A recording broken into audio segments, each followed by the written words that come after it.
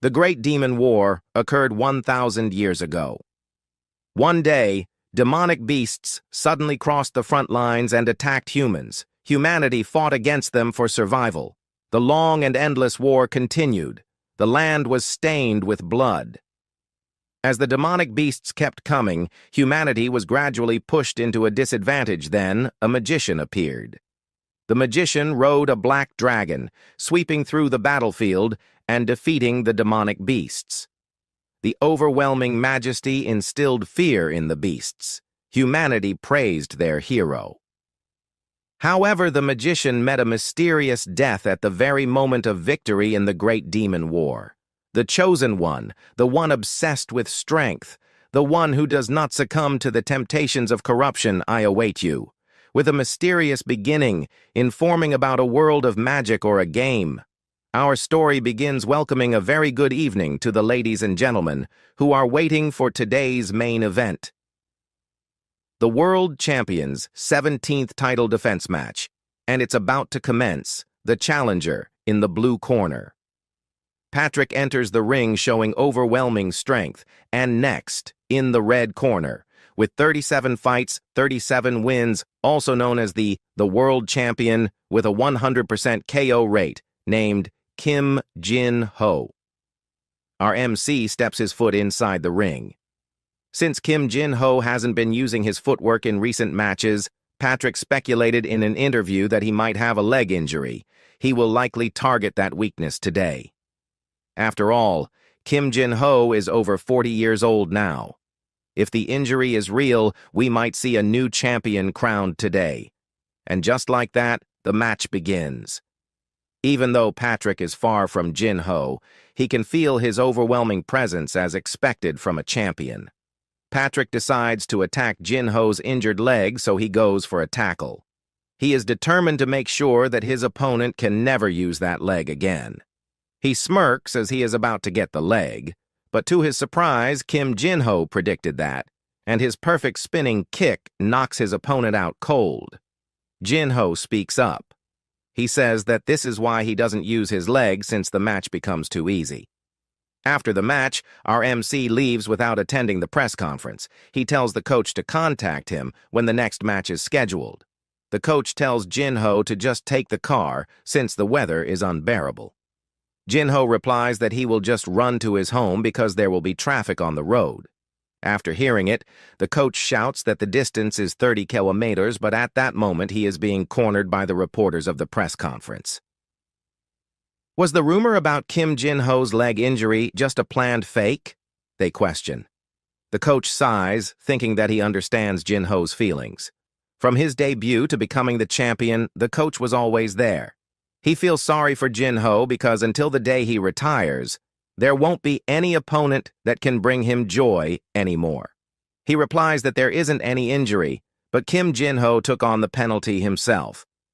Meanwhile, Kim Jin-ho reaches his home on the 34th floor. Upon entering, he takes a shower and goes to his gaming room and starts playing the Control PC game named Last Savior, a game with extreme difficulty, so much so that even Korean users gave up on it. But for the past 10 years, Kim Jin-ho played it every single day, training and honing his skills. Fighting stronger opponents was the goal of his life, but in reality, it has long faded. But here, once again, he can feel it. The feeling of a challenger. So, he wishes that today also he won't be able to beat this game either. He is fighting with his enemy, the Demon King named Izar. After enjoying himself and fighting vigorously, the Demon King's health gets too low. He notices that if he plays it further, it might beat the Demon King, which he doesn't want to. He cheers for the Demon King. He tells the king to fight harder. While fighting, he wonders why Izar's attacking pattern is so simple today, and why he can attack it so swiftly. A challenge. He started because he wanted to win, but now he is in an ironic situation where he is afraid of winning. Encouraging his enemy with words and with his hands, dazzling control. However, in the end, he beats the Demon King. With this, our MC Kim Jin-ho has become a champion of two worlds.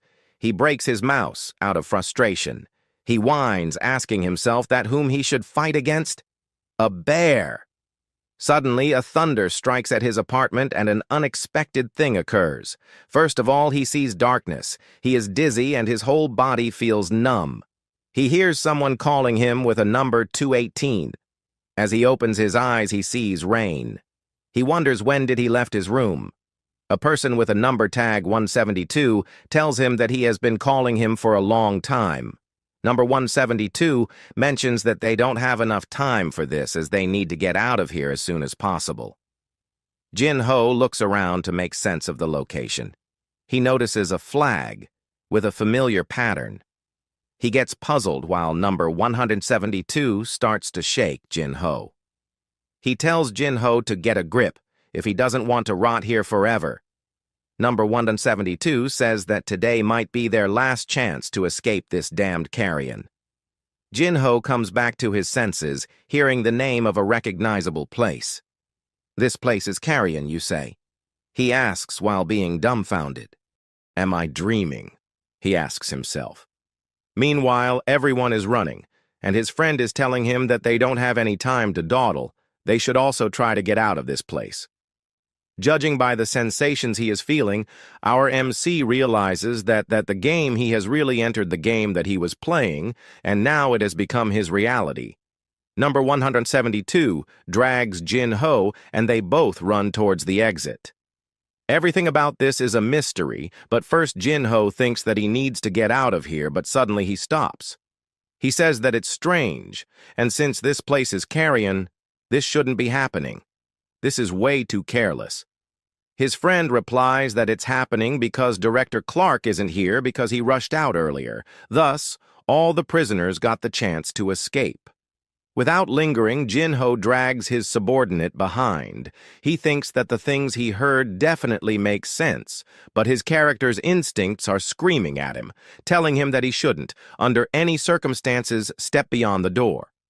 The door starts to open, and all the prisoners think that they are finally going to be free. But alas, at that moment Director Clark appears, cutting the arm of the first prisoner who set his foot beyond the gate. He orders his team to kill all the prisoners who got outside the gate. Each and every prisoner makes a run for it, to enter the prison in order to be safe, but they were all killed in a brief moment. The director orders the other remaining prisoners to round up and tells them not to move. By seeing the dead bodies, number 172 moves and vomits, so he gets a beating from a guard. The guard says that from now on, anyone who moves will be cut down on the spot. Jin-ho sees that this place carrion is ruthless, even towards children. At this rate, another massacre could break out at any moment, and if that happens, he will have no choice but to fight.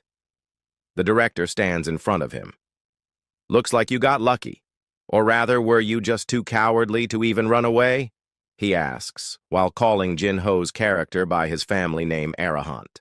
Lastly, before leaving, the director says that Arahant will regret surviving today and he will be looking forward to it. After Clark's departure, Jin-ho gets shocked to hear the name Arahant. 1 week into his life at the labor camp. There is only one daily routine here, which is stacking stone towers, a meaningless task designed solely to torment the prisoners. After spending a few days in this body, he has discovered a few things. First of all, this body is far too fragile. Just lifting a single stone leaves him gasping for breath. His age is roughly 15, and another thing he is worried about is magic.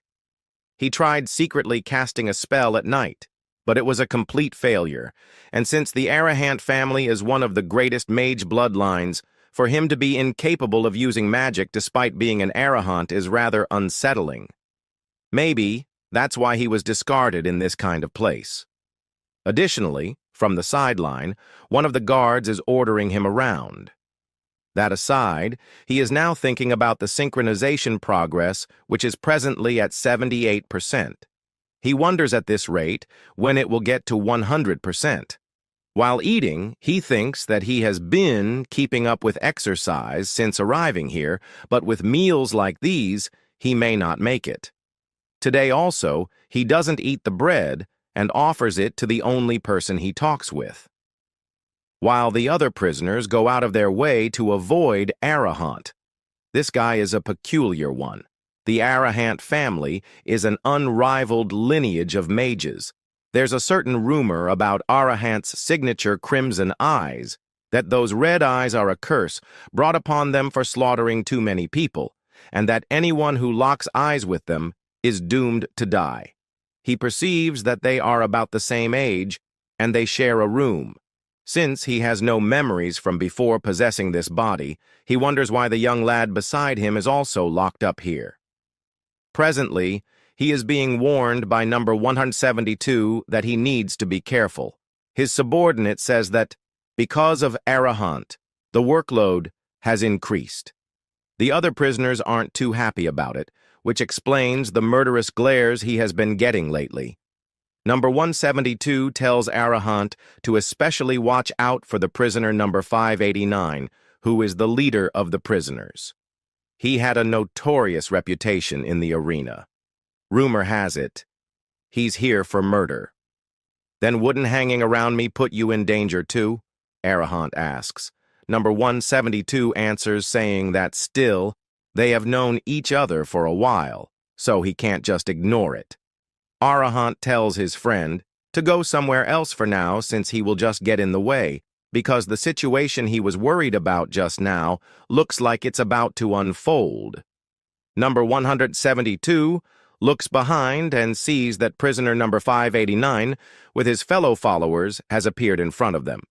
The leader is quite angry, since he heard that their workload has increased just because of Arahant. Arahant is just about to speak up, but he is being immediately attacked by the leader. Arahant dodges it, grabs his opponent by shirt, and lands an impact knee kick. Surprisingly, it doesn't work. Rather than getting a scratch, the leader didn't even flinch and took the attack head-on. Instead, the leader throws Arahant towards the wall. Finally, Arahant smirks, since the synchronization progress rate reaches 100% and gets completed. He gets a power-up and gains his previous life's body structure and skills. He does a warm-up before the big fight. He tells the leader to come at him. Firstly, our MC named Zed Arahant uses his left leg to kick the leader, but the leader blocks it. Zed uses his right leg to counterattack, which actually deals damage, and he doesn't stop there. He continuously uses his kick to overwhelm his enemy. Finally, it's a clear knockout, and he says the exact same words from his previously, that this is why he doesn't like to use his legs. All the other prisoners are about to attack Zed. Cleverly, Zed uses the leader as a hostage. He scares the crowd by saying that he may snap an arm of the leader if they don't call the guards here. So, one of the prisoners volunteers to go to the guards. With this, he escapes the scenario, after some time, with the situation being taken care of. Number 172 praises Zed for doing something incredible. When the hell do you learn to do that? And have you always been this tall? He asks because he thought they were the same height. Zed tells him to start lifting stones to get taller. Jokes aside, as expected, synchronization turned his real-world stats into game stats. Though compared to his real body, this is still a child's level. A real status window appears, which he has been dying to check since earlier. His class, traits, stats, even the penalties are clearly shown by the status window. He sees that the amount of mana he has in his body is 0. Although being a mage, his mana is 0, which is quite baffling. From number 172's perspective, it seems that Zed has lost his mind, moving his fingers mid-air while laughing. While laying down, he thinks that he can't believe his character is this much trash, and it's no wonder he got abandoned. Firstly, he decides to calm down and assess the situation. At least his physical stats and senses are maxed at 100, which is a small blessing. There's a suppression penalty, but he thinks that there's no way he could fully utilize 100 stats in this scrawny body anyway, so he mustn't be worried about this for now. The penalty can likely be overcome through training, but his diet is also too poor. Moreover, there are a lot of traits he has never seen before, and surprisingly, every single one of them is Srank. The only ones he recognized from the game are Poison Immunity and Immortal Gambler. If not for the 0 mana, this would be a ridiculously overpowered character. It's a cruel joke that he has Archmage's Blessing even though his mana level is at 0. Well, he decides to figure out the rest in time, since it's not like there's no way to fix the mana issue. At that moment, one of the guards announces that the numbers whom he will be calling should step outside. With that being said, he calls the numbers 114, 456, 891, and lastly, 2918. The 4 of them step outside. Who are those people? Zed asks. His friend explains that death row inmates. They're getting their final meal, because before execution, they get to eat whatever they want. Amidst their conversation, Zed notices that he doesn't know the name of number 172. So he asks him while introducing himself. Prisoner number 172 introduces himself as Rui, with no family, basically a street rat. Rui, do you want to go out of here? Zed questioned. Ryu says that he is obviously not planning to stay here, and he has a reason, and for it, he must leave this place. Zed asks then how Jui is planning to escape. Rui says that the only way is through the front gate, and the warden holds the key. Zed suggests that then they have to take down the director and steal it. Ryu replies that it's an insane idea since the director is a Fifth Circle knight. Zed remembers that Warden Clark is the kind of knight who despises mages. In the last Savior world, knights and mages are mortal enemies. As he was thinking about how to deal with his circumstances, his friend suggests that should steal it. He says that street rats learn to pickpocket even before they learn to speak, but the warden is always surrounded, that's why he can't do it.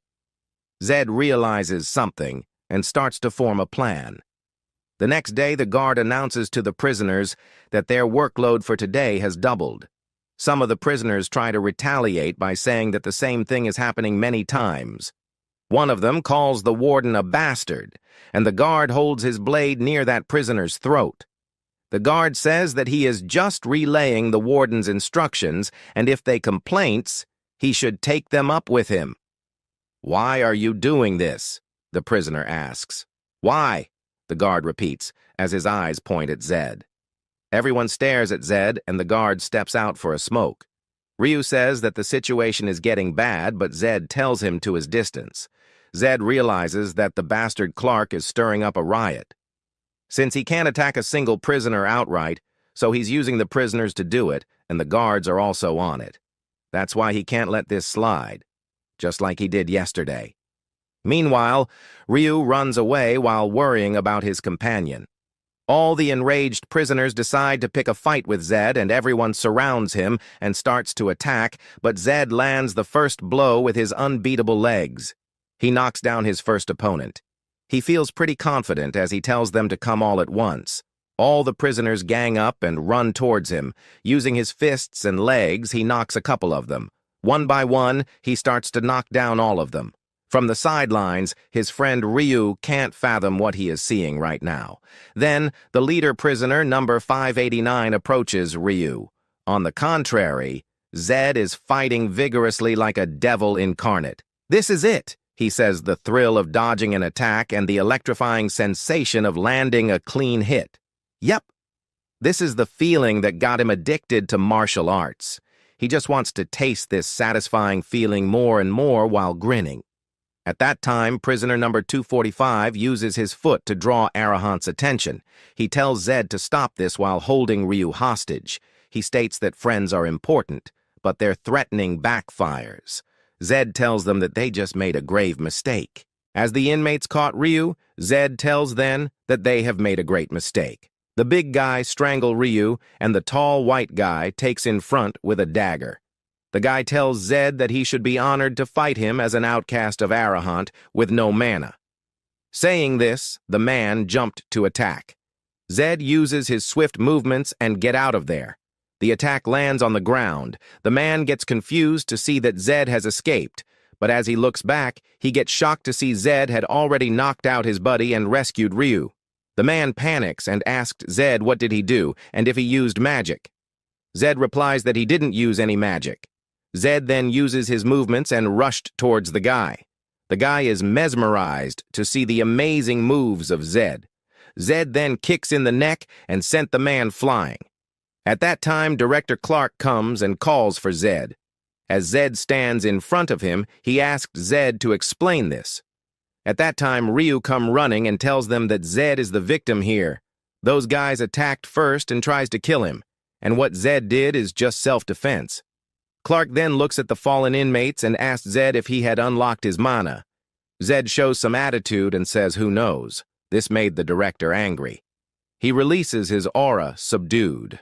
All the inmates. Ryu can't stand it, and he falls on the ground, finding it hard to breathe.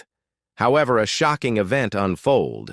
The director's presence did have any effects on Zed. It made Zed wonders what's going on, as a civilian wouldn't be able to withstand the presence of a fifth circle knight. At that instant, the blue panel appears.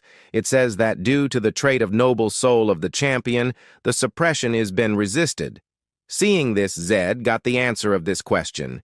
He is also happy. So see that this trait of his will help his resist any mental effects. He finds this an overpowered skill. But this thing is justified, as in his past life he was at the pinnacle of the martial arts world, so there is no way a mere fifth circle knight can intimidate him. Clark is shocked to see Zed is fine, even without releasing any mana. He gets furious and increases his aura. The ground cracks and everyone is crawling in the ground, but due to the S-rank trait, Zed is unharmed. He resists all the aura and stands straight and smiles. The director is in awe and wonders what's happening. The others wardens also can't bear it, and they beg the director to stop now. Seeing the situation, Clark cools down. Zed also feels relief at things get ended like this. If the director had angered him and drawn his sword, it would have been a disaster. Clark then starts to leave and tells everyone to get back to their work. At that moment, Zed stops him and tells him to wait for a moment as he has something to say. The director gave an angry look and asked, "What is it?" Zed says, "I'm sick of stacking stones and always being on guard waiting for the prisoners to attack me. So, I've decided to let myself die." Hearing this, Ryu asked him what he means. "Literally, I choose to be a death row inmate," Zed says. Listening this, the director says, "You know what that means, right? I won't tolerate this being just a momentary whim." Zed then tells the director that he should record his words inside a crystal sphere if he is afraid that he will take back his word. Clark laughs and says that there is no better proof than that. He orders the jailer to bring him a crystal sphere. After that, Zed tells him that his last meal will be birdie beefsteak. Hearing this, all the officers get surprised. Birdie beef comes from free-range cattle raised in the Birdie Plains, located in the southern part of the empire. It is the highest quality beef in Lazy, Last Saber. It is one of the most exclusive dishes. It is said to be so delicious that it restores lost energy. Some in-game descriptions even mention characters feeling like they could win their next battle after eating it. There was also a quest where it was used as a bribe for NPCs. Zed has an important fight coming up, so he might as well take advantage while he can. Besides, he has always wanted to see if it's really as good as they say. As the director stays silent, Zed speaks and says, "It's the price of my life. Don't you think it's a fair deal? And just so we're clear, I only accept S-grade quality beef. If you try to cheat, I'll cancel the whole deal." Ryu is confused. He looks at Zed. Zed then also includes Ryu in his death sentence. The director gets convinced and orders his officers to gather the items of the last meal. Ryu is shocked as nobody even asked about his opinion. Birdie beef is so rare that acquiring it takes at least a week. During that time, Zed won't have to go out to work. While Zed was receiving food from the guards, he devoted himself entirely to training. As Zed is doing push-ups in the cell, Ryu asked him why is he working out, even though he is going to die soon. Lace has a special system that is if a stat reaches its maximum value, 100, the experience gained transfers to another stat, and except for mana, all Zed's stats are maxed out, which means all the experience he earned here has no choice but to increase only his mana. In that instant, a jailer comes and tells Ryu and Zed to step out. Zed gets happy and says that finally it's time. After that, the two of them are taken to the dining area. The whole table is decorated with birdie beef steak. Ryu takes a bite and cries out of joy. Ryu has never eaten something so delicious. Zed tells him to thank him for this later. Zed also finds the taste incredible. But the most amazing thing is that his penalty is being reduced partially. After that, they starts to stuff beef steak into their mouth. On the other side, we can see Clark is his office. A officer come and tells him that the last meal has begun. Clark tells him not to let anyone close them. Clark is lost in the thought of what happened that day. He can't figure out how Zed resist his suppression. He thinks that even though he is a retired Fifth Circle Knight, there is no way Zed, who has no mana, resist him. He thinks that something was wrong on that day. So Toady, he wants to confirm it with the help on this item. On the other side, Ryu and Zed has finished eating. They filled their stomach with the birdie beef. Now Zed can feel the energy overflowing his body. He is eager to test his strength now. At that time, the director enters. Clark calls for Zed. He gets closer and puts his hand on Zed's shoulder. He smiles looking at Zed's face and thinks that he will smash that unlucky face until Zed writhes in pain. Director Clark wants to get a little information about the top-tier magic Arahant family. He wants to threaten Zed and squeeze all the information he can, as this will be a huge gain for him. He uses the bracelet magic to subdue Zed. The bracelet starts to shine, and after a while, B releases immense amount of mana. The director laughs in the thought that how Zed would crawl after this. However, to his surprising, Zed is unharmed. He stands and gives him a nice smile. Ryu can't bear it, and he falls on Clark. Clark immediately pushed him aside. Ryu is screaming in pain. Zed tells the director to stop now. Clark shouts at him and grabs his shoulders and release all his aura. But Zed is completely fine. He simply pushed the warden's hand and tells him to stop already, and says if he is trying to kill him, he should do it properly with a legal execute, not just like Madman. The director backs off. He is a huge shock. He can't fathom that why his magic, even after using the magic tool, don't have any effect on Zed. The only logical explanation he has it that Zed is a Sixth Circle mage, but that can't be possible, so he thinks that this is the power of the Arahant bloodline. Clark's heart is broken, even though he dedicated his whole life and reached the Fifth Circle, but it's a shame that he can't even make a young mage kneel. The magic tool also shuts down. Zed asked him if he is trying to dig his own grave. The warden remains silent. He lowers his head and starts to leave. While leaving, he says Zed that the execution will be carried out tomorrow morning. Even the great Arahant can't ignore the laws set by His Majesty the Emperor. He tells Zed to enjoy his last night. After that, the warden returns to his office, even though he didn't get any information, but he decides to write today's incident in his diary. Then is the midnight. Zed and Ryu are in their cell. Ryu gets up feeling nauseous. Zed told him put out the act as he is completely fine as he has manual dexterity. Ryu then smiled and showing the keys to Zed, he asked, "How is his skill?" Zed tells him that he has done a good job. Ryu being's humble and says that he was only able to steal it as the warden was only focused on Zed. He asked Zed if he is fine. Zed replies that he is fine.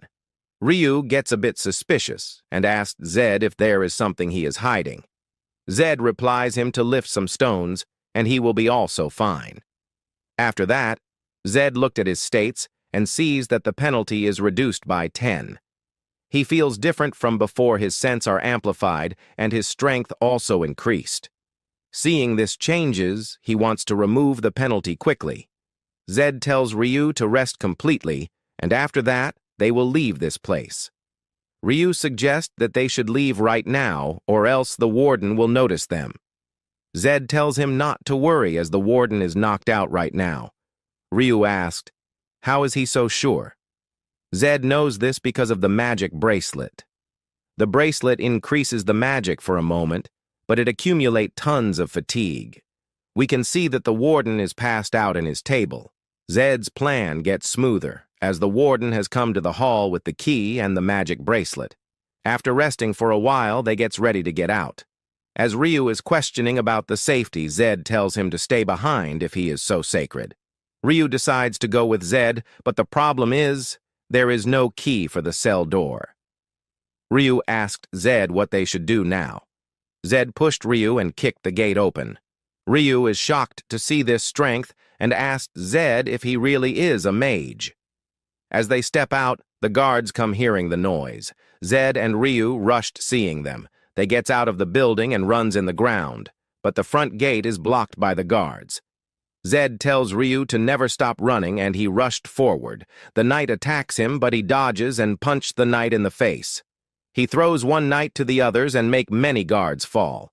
He keeps going. He knocks out the guards that come his way. He reaches the middle and starts to take on the knights one by one. The knights come at his will, all might, but Zed uses his brute strength and techniques to knocks them. He single-handedly defeated all the guards. Ryu finds this scene's amazing. After a while, the director comes and sees all the guards crawling on the ground. Zed and Ryu escaped successfully. Seeing this, the director gets mad and he orders to capture them immediately. Zed and Ryu comes to Mata Village. This is a nearby village by the detention center. They hide in a container until no one is following them. After a while, they comes out and Zed asked Ryu, "Where is this?" Ryu tells him that this is a small town called Mata, and this the only village close to the detention center. Zed asked him why did they come here as the guards will search this place first. "We have no choice. Other cities are too far, but if we blend in with the people, we'll be safe," Ryu replies. Ryu then gives some cloth to Zed and tells him to wear this as it will make them look like beggars and they will be safe. The both of them changed and Ryu tells Zed to stay here quietly and he will bring in some supplies. Zed asked how he will manage it without money. Ryu smiles and tells him he don't need money. He will steal them. Ryu then leaves telling Zed not to move anywhere and he will come back quickly. After 1 hour, Ryu comes back with a pair of color-changing lenses. Zed wears them and his eye color turns blue. This thing is a must for them, as red color eye is a symbol of Arahant family, and blue color eyes are a symbol for Bahal family that is in the south, and among the warriors the blue eye is like an accessory. Hearing the name of Bahal family Jinho, remember of his character. His character's name was Torres Bahal. With his character he finished this game. Arahant are known for mage and Bahal are known for swordsman. Just as their worldviews hate each other, their eye color are opposite. After that, Ryu takes Zed to a place where they can sleep at night. As they lay down on the hay, Zed wonders how did he end up waking up in the game. However, he finds this interesting. He also wants to know why Ryu is sticking with him even though he knows that Clark is after him. Zed knows nothing about Ryu, he just knows that Ryu is a pickpocket from the streets. But for now, he needs Ryu's help, so he will stick together with him. In the next morning, Zed wakes up. He is amazed that he really sleep in a place like this. At that time, Ryu also wake up and says that this place is really uncomfortable for a noble like him. Zed stands up and says that he need to earn money as he need to eat. Ryu suggests him to pickpocket as finding a work will make them caught by the guards. Zed gets out and tells Ryu to forget pickpocketing and quickly find this place he is talking about. Ryu asked, "What is this?" "The underground arena," Zed replies. The scene shifts and we can see the underground arena. In the ring, 2 men are fighting. In that time, Zed and Ryu enters the arena. Inside the arena, everyone is enjoying the fight. Ryu gets sacred seeing this. He asks Zed if this is really the right place. Zed replies that they are exactly where they need to be. In the ring, the fight is getting fiercer. The black man bites the other's fighter's shoulder, but it is of no use, and he gets a solid punch at the face. The black guy gets back, but the red-haired man continues his punches. The black guy gets hit in the ribs. This make the crowd shout in enjoyment. The red-haired man name is Ikas. The audience is supporting him, and they are cheering him to kill the black man. Zed seems expressed to see this fight. He didn't expect that this low-life brawl will be so interesting. Seeing the bloody fight, Ryu gets scared, and he requests Zed to leave this place. In the ring, Ikaz is dominating the opponent. He rushed and punched on the face. The black man's nose rupture and blood starts to come out of the nose. Ikaz didn't stop there. He punched continuously on the man's face. Everyone is enjoying it, but Ryu is a bit terrorized. He looks for Zed, but Zed was not there. Everyone in the gallery gets surprised to see Zed has interfered the fight, and he stops Ika's punch and says that's enough. The opponent is already unconscious. Ikas looks at Zed's eyes. Ryu sees this and gets nervous. He wonders what Zed is trying to do. Zed then asks the referee why isn't he concluding the match. Is he perhaps been bribed? Ikas then freed his hand and back off and asked, "Who is he?" Ikas is cautious to take action, as if Zed is a noble man-child. The backlash will be too much for him to handle. Zed replies that he is just a beggar. The audience gets surprised hearing this. Zed then take a fighting stand. The audience gets mad and tell Ikas to kill this filthy beggar. Zed points his finger to Ikas and says that he will take responsibility and fight Ikas. He then looks at Ryu and tells him to watch carefully as he will show them something funny. Ryu gets closer to Zed and shouts at him. Zed told him to shout up and bet everything penny on him. Ryu tries to convince him one last time, but Zed stops him and says that after this, they will go to eat steak at a restaurant. After that, the match starts. At first, Ikas thought of him as a foolish beggar, but after see Zed's stand, he gets serious. Ikas feels a different aura from the stand. He has never seen or heard anything like this before. Seeing this, he starts to feel nervous, but he overcomes it and rushed to attack. As he gets closer, Zed lands the first hit on Ikas' face. Ikas is bleeding from his nose. He is also confused as he can't grasp what just happened. Zed give him some pointers and punch his continuously. He is completely overwhelming Ikas. Ikas is taking all the punches as he can't find a single gap to strike back. Zed uses his weight to make his punches stronger. He punched on the face and breaks Ika's front teeth. Ryu closes his eyes from the beginning and prays for Zed. As he opens his eyes, he gets surprised to see Ikas has been pushed back. After taking all the hits, Ikas is on the brink of losing his consciousness. However, he didn't give up, he attacks, but Zed dodges it and punched Ikas' face. Zed lands a final punch and Ikas falls on the ground. Zed looks at the referee and asks what is he doing. The referee then looks at a side, and after that, he declares Zed the winner. Later on, we can see at the front desk is complaining that he didn't get all the money from the bet. The man tells Zed that he gave all the money. Zed then looks at Ryu and sees that he is nervous. He asked Ryu that how much did he bet. Ryu says that he didn't bet all. He leaves some so that after that they have something to eat. As Zed and Ryu is arguing at that time, a lady comes with 2 guards and talks with Zed. Zed asked her who is she. The lady says that her name is Herna and she is the manager of this arena. The lady wants to offer something to Zed, but before hearing it he refused and starts to walk away. The 2 guards stand in his way to stop him. Zed threatened them to move aside if they don't want to end up like Ikas. Even after hearing this, the guards didn't flinch a bit. The fighter you defeated today, Ikas, was a champion. I personally scouted from the big cities. I'm sure you understand what I'm trying to say. I'll let you go for today, but we'll meet again. Next time, let's talk in a more comfortable setting. I really like strong people. The lady says this to Zed and leaves. Later, Zed and Ryu gets into a restaurant. They sit there and Ryu is starving. He tells Zed not to get on the bad side of Herna. as on the surface she just looks like a arena manager, but in reality, she is the hidden power behind this city. Zed tells Ryu that to him, Herna looks like a old fox obsessed with money. Ryu, yes, you get that right. Herna's nickname is Old Fox. Zed gets that Herna has reached him so that she can use him to earn profit. It was the same when he first stepped into the world of combat sports. The moment he started making a name for himself, all sorts of management agencies came knocking on his door. Most of them saw his talent as nothing more than a tool for profit.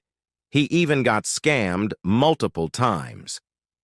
Back then, he was just a knave kid from the countryside, brimming with dreams.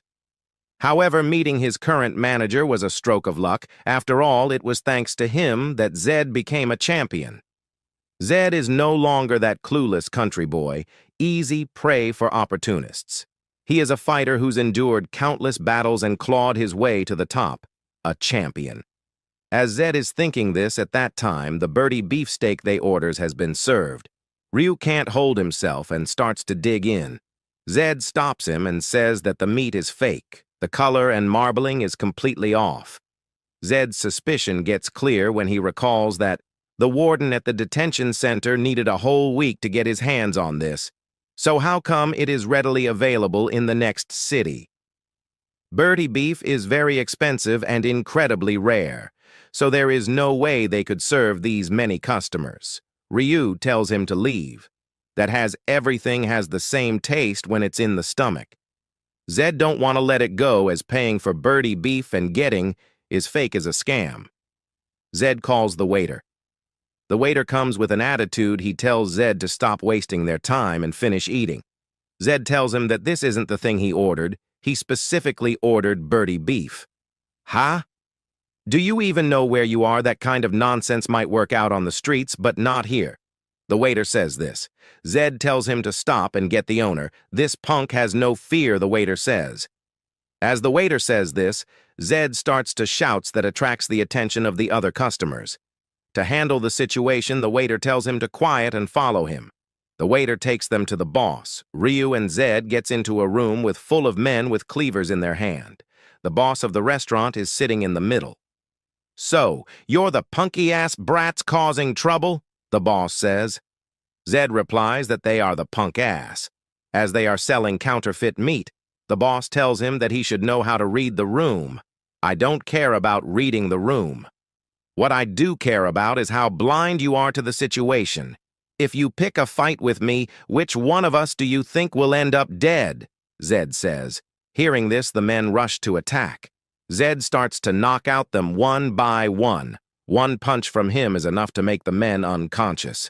Within seconds, he defeated the 4 men. He slams the last one on the ground. The boss is scared to see this. Ryu cheers and says that you don't know with whom you picked a fight with. This is the man who beat Ikas with bare hands. The boss then asked what they wants from him. Zed gets closer and says he has two conditions. First, he has to return the money they took from him. And second, from now on, they will cover the cost of every beef meal he eat here, at the price of vertigrade beef. The boss has no choice, so he accepted it. Later at night, Zed and Ryu gets to a nice inn. Ryu is happy to see how soft the bed is. He looks at Zed and says that he is impressive. They talk about the red face of the restaurant owner, and after a while, the two of them fell asleep. In the midnight, Ryu suddenly gets up, and he slowly calls for Zed. As Zed didn't respond, Ryu dressed up and gets out of the room. Zed noticed it, but he didn't speak about it. Few days has passed. They are leaving in the city. In the morning, Ryu and Zed wakes up and Zed starts his daily workout. Ryu asked him that why is he working so hard, as usually mages don't work out. He asked if he is doing this because he has no mana. Zed tries to avoid it, saying that's something like that. Zed then looks at his status window and sees that his mana is 0. Even though he work out a lot, but his mana score didn't change a bit. As the training is over, Zed feels hunger, so he tells Ryu to get ready as they will go to eat. Ryu asked where they will go. Zed says that they will go to the beef restaurant Todi, as it's been a while they visited there. They hadn't gone back to the steakhouse for 3 days. The reason was simple. Even extortion has its limits, and they didn't want to push their luck. More importantly, they had already devoured 10 servings on the first day, so money wasn't an issue. While walking, Zed asked Ryu how much gold they have. Ryu says that they don't have much as the prices of the city is high. Zed finds this fishy as he has already played this game for 10 years and he knows the market price, and spending 50 gold in few days means they have to throw away money. At that moment, Zed didn't ask Ryu anything about this, and he wants to find out what Ryu is doing behind his back. As they arrived at the restaurant, the waiter quickly informs the owner about it. The man tells the waiter to give them that he had prepared before. The waiter politely guides Zed and Ryu to a private room. The meat is already served on the table. Zed finds a bit strange, as the waiter's attitude is so friendly-toady. He scanned the place as they entered, but he didn't find any signs of assassination. Everything seems normal as usual. Ryu then takes the meat and tells Zed that it's specially made and wrapped with some herbs. He tells Zed to quickly dig in. Zed then takes a meat, and as he is about to bite it, he shouts and tells Ryu to stop eating. Hearing this, Ryu starts to vomit and asks Zed if he is going. "You'll die." Zed tells him not to worry, as this small amount of poison won't affect at all. Zed now gets that owner is planning. Due to Zed's S-guard trait, absolute poison resistance, he is not affected at all. This trait is obtained upon consuming all types of poison in the Empire. When Zed played this game, he suffered a lot to gain this amazing trait. Ryu then asked Zed that how did he find that it is poison as it had no taste and smell. Zed replies that he is arahant, that why he knows that. Ryu then suggests that they should run away as the owner is trying to kill them. Zed says that they won't run, rather they will make them pay. After that, Zed called the owner to come to him. As the boss comes, he shouts at Zed and tells him to just eat all the meat quickly and not to boss people around. Zed gives a sinister smile and says, "I just called you to clear up some misunderstandings. There are a few things I want to ask." Seeing the plates clean, the owner thinks that Zed and Ryu has eaten all the meat. He is happy to think that the poison will kick in soon. He acts cocky and says, "What misunderstanding? You're just a bunch of thugs who threaten people and steal their money." Zed tells him that he misunderstood him and tells the owner to share a meal with him so that all the ill relationship between them is gone. Ryu then brings a wrapped meat and tells the owner to eat it. The man seems nervous and asked why is he giving this to him. Zed tells him that he is offering this as a gesture of reconciliation, and if he accepts it, he'll remove the second condition from last time. The owner says that he has no intention of making peace with bastards like them. That's strange. Do you actually want to keep getting extorted, or do you have another reason for not eating? Like, if the meat was poisoned? Zed says this. Hearing this, the man startles and says, "What nonsense are you spouting?" Zed then pushed away the table and shows all the meat is on the ground. Seeing this, many thoughts come of the man's mind. He wonders how did Zed find out it was poisoned. Zed then asks the man that how dare he poisoned his food. The boss clams himself down and he tells Zed to prove that the meat was poisoned. Zed tells him that he has proof, and saying this, he reveals his red eyes. The man immediately recognizes that this is arahant eyes and fall on the ground out of fear. Zed threatens that man that he will die for deceiving an arahant. The man gets terrified, he don't know what to do. He kneels down and begs Zed to forgive him. He tells Zed that his name is Jamp and admits that he has done wrong with him and begs for his forgiveness. Why would a Western-era ant come all the way to this rural part of the South? Why didn't he reveal his identity from the start? Why did he act like a lowly wanderer? Jamp was so consumed by fear that he couldn't even form these natural doubts. And as Zed watched Jamp, who was crying like a child and begging for mercy, he once again realized the overwhelming power an Arahant held. Zed then tells Jamp that he will forgive him if he agrees this two conditions. First, he can't reveal Zed's identity to anyone, and second, he will hand over half of his wealth. The man agrees and tells Zed that he will give him the money right away. Jamp then goes to bring the money. At that time, Lady Herna enters the room and tells Zed that he turned out to be quite an impressive person. Hearing this, Zed wonders if Herna knows that he is Arahant, or if Jamp told her about him in this short period of time. But seeing Jamp's terrified face, Zed gets that Jamp won't tells about him. So Tyr is only one place from where Herna got information about him. Zed gets that he can't stay here longer as the warden will be here at any time. After that, Herna suggests that they should talk in private. Zed agrees, and the three of them sits on a table. Zed asked her why is she looking for him and if she has some business with him. Herna says that she is not here to meet with him. Rather, she is here to meet with his client. Hearing this, Zed gets that Ryu is the client she is talking about.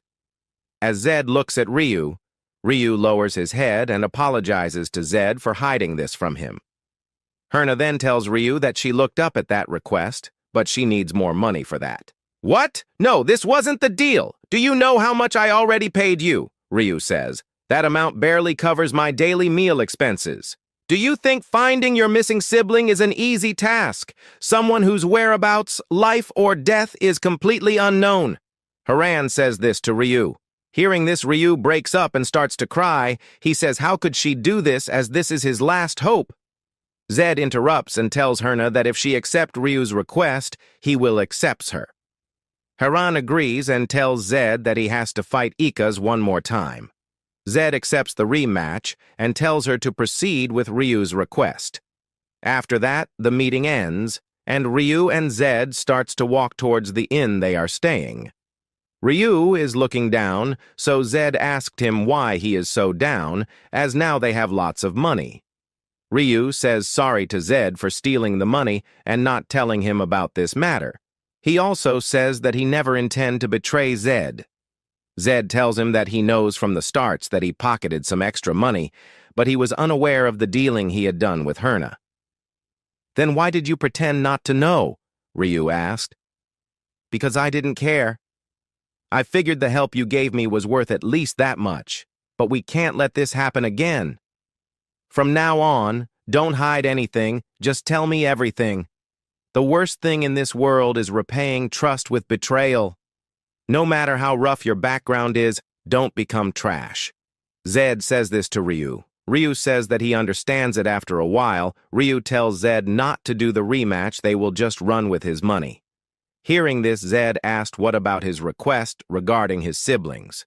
Ryu tells that he don't think Herna will proceed with his request, she will just backstab them. Ryu wasn't foolish enough to be scammed by someone like Herna. But the fact that he still went to her showed how desperate he was. Because he was so desperate, he grabbed onto a rotten rope, even knowing it might snap. And Herna was the kind of adult who would betray a desperate child. Zed tells Ryu that he knows that about Herna, and he was planning to leave, but he changed his mind.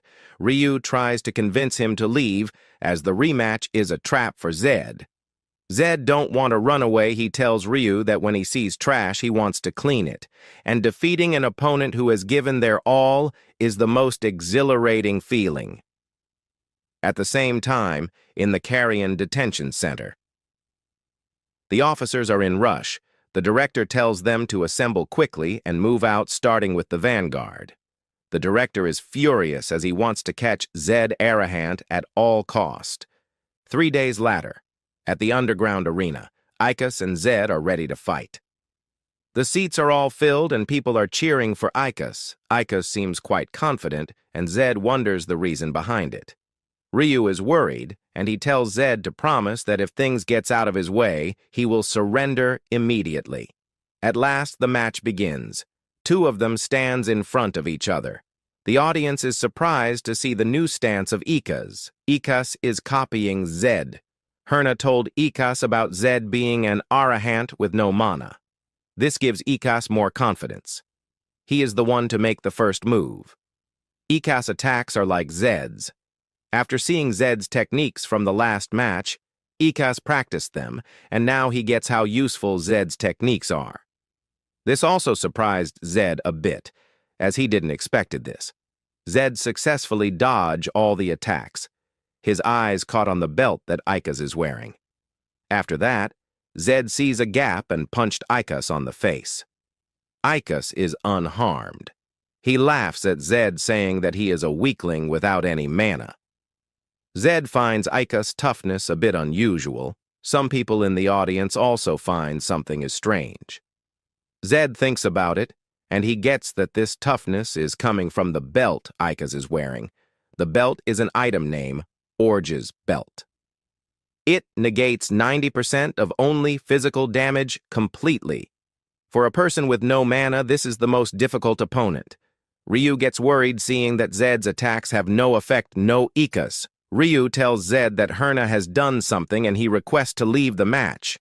Zed looks at Ryu and tells him to just sit back and watch. Seeing Zed standing still, Ikas asked if he is sacred and is willing to give up. Zed replies no way. He says that he is a little surprised, but he was waiting for this moment. Saying this, Zed changed his stance and launched a kick and hit Ikas.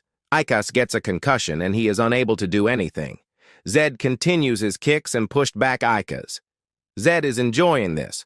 The strongest man on earth, Man Kim Jin Ho, aka Zed. Right now, for the first time, he felt true excitement. No one had ever lasted more than a minute against him. Because of that, he never even had a chance to fully use his skills.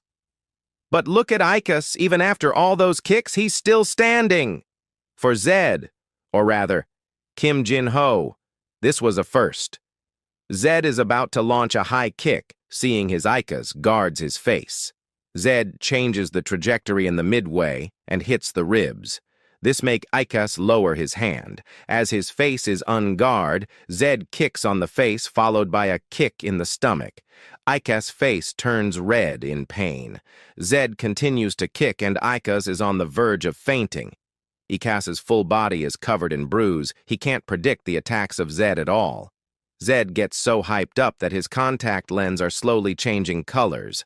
Ikas wants to forfeit, but Zed didn't let his say this. He strikes on Ikas' chin with his knee.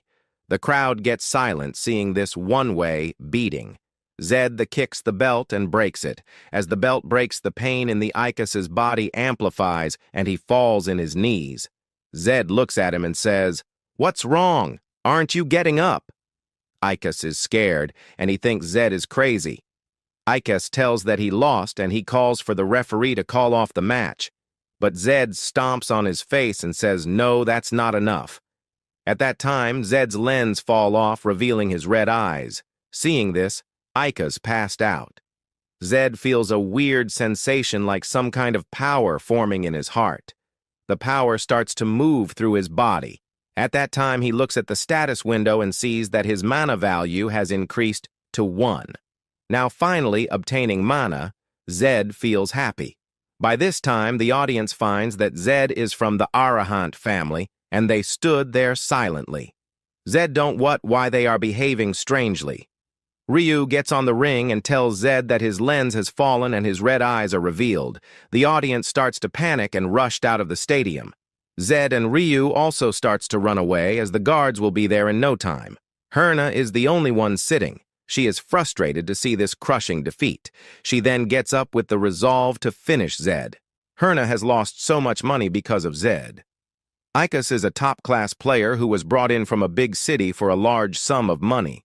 The contract fee was 600 gold coins for 3 years. But because of this incident, all that money is now completely lost. In addition, the ogre's belt was 200 gold coins, and 200 gold coins went to the Carrion Camp director, making the total amount lost 2,000 gold coins. This loss is too much for Herna. She screams like a madman and says that she will make Zed pay for it. In the meantime, Zed and Ryu takes all the money and buy lenses for Zed and are hiding in the alley. The village is already swarming with guards. There is no escape for them, so Zed and Ryu hides themselves in buckets. After a while, as the guards passed by, Ryu gets out to see the situation. As he is about to get out, their way is blocked by a carriage. The henchman tells Zed and Ryu that Lady Herna has sent him. He tells them to get in, and he will take them to a safe spot where Herna is waiting for them. Seeing no other way, them gets inside. Ryu asks Zed if it's okay for them to go. Zed replies that it is 100% a trap. Ryu questioned that, then why did they get on? Zed tells him that there is no way out for them, so they have to encounter this to resolve this problem. Ryu is scared and says that they are going to die toady. After a while, the carriage stops as they get out. They are surrounded by the guards. Herna is also there. She is standing beside the warden.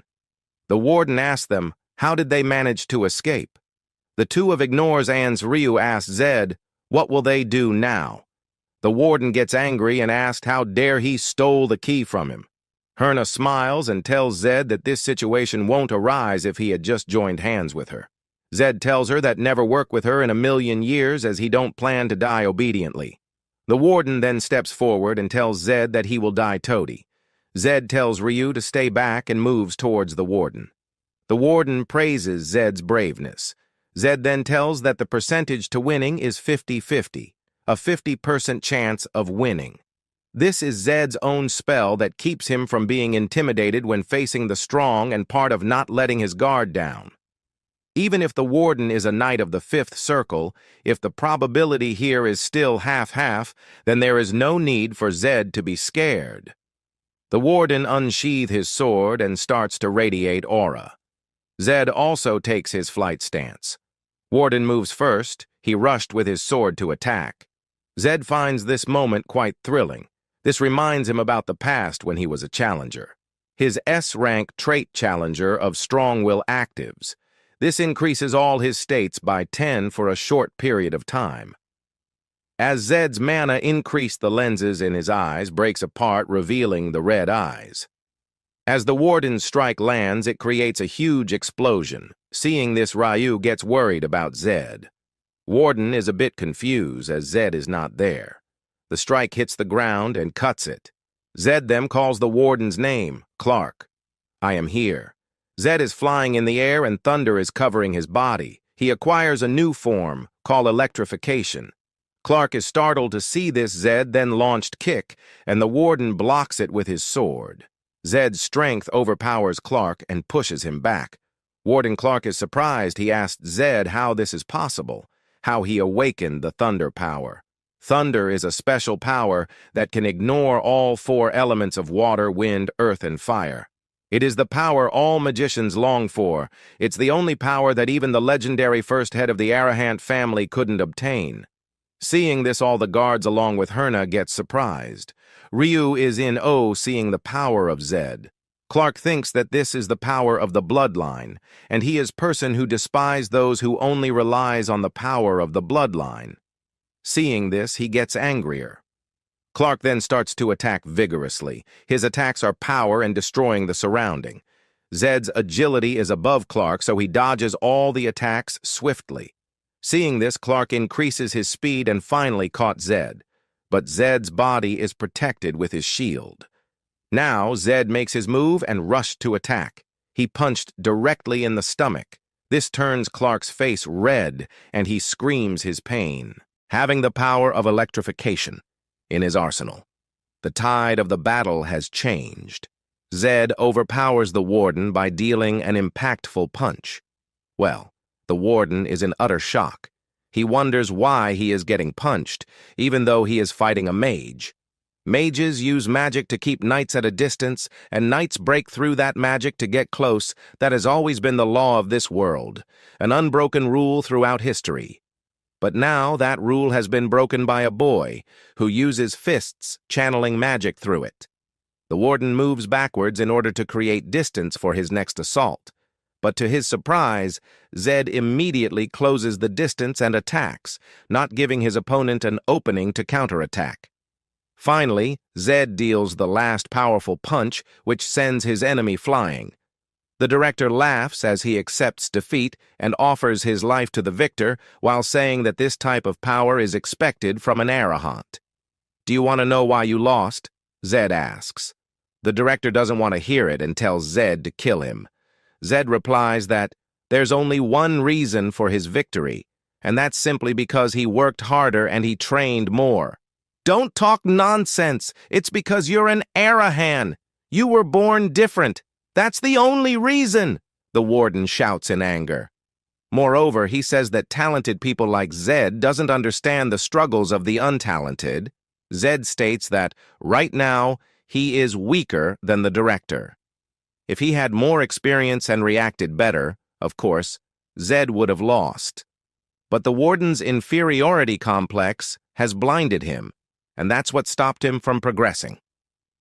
Zed says that people shouldn't look for the reason for their defeat elsewhere, since the reason lies solely within themselves. After hearing all of it, the director smiles as he is reminded of chivalry by a young mage. "Enough! Just kill me already!"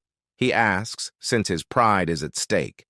Zed thinks that this will be troublesome. If he kills the warden here, the Empire will put out a bounty on him, but he can't just leave him be either. While thinking, his S-level skill-tenacious challenger wears off, making a halt to his electrification.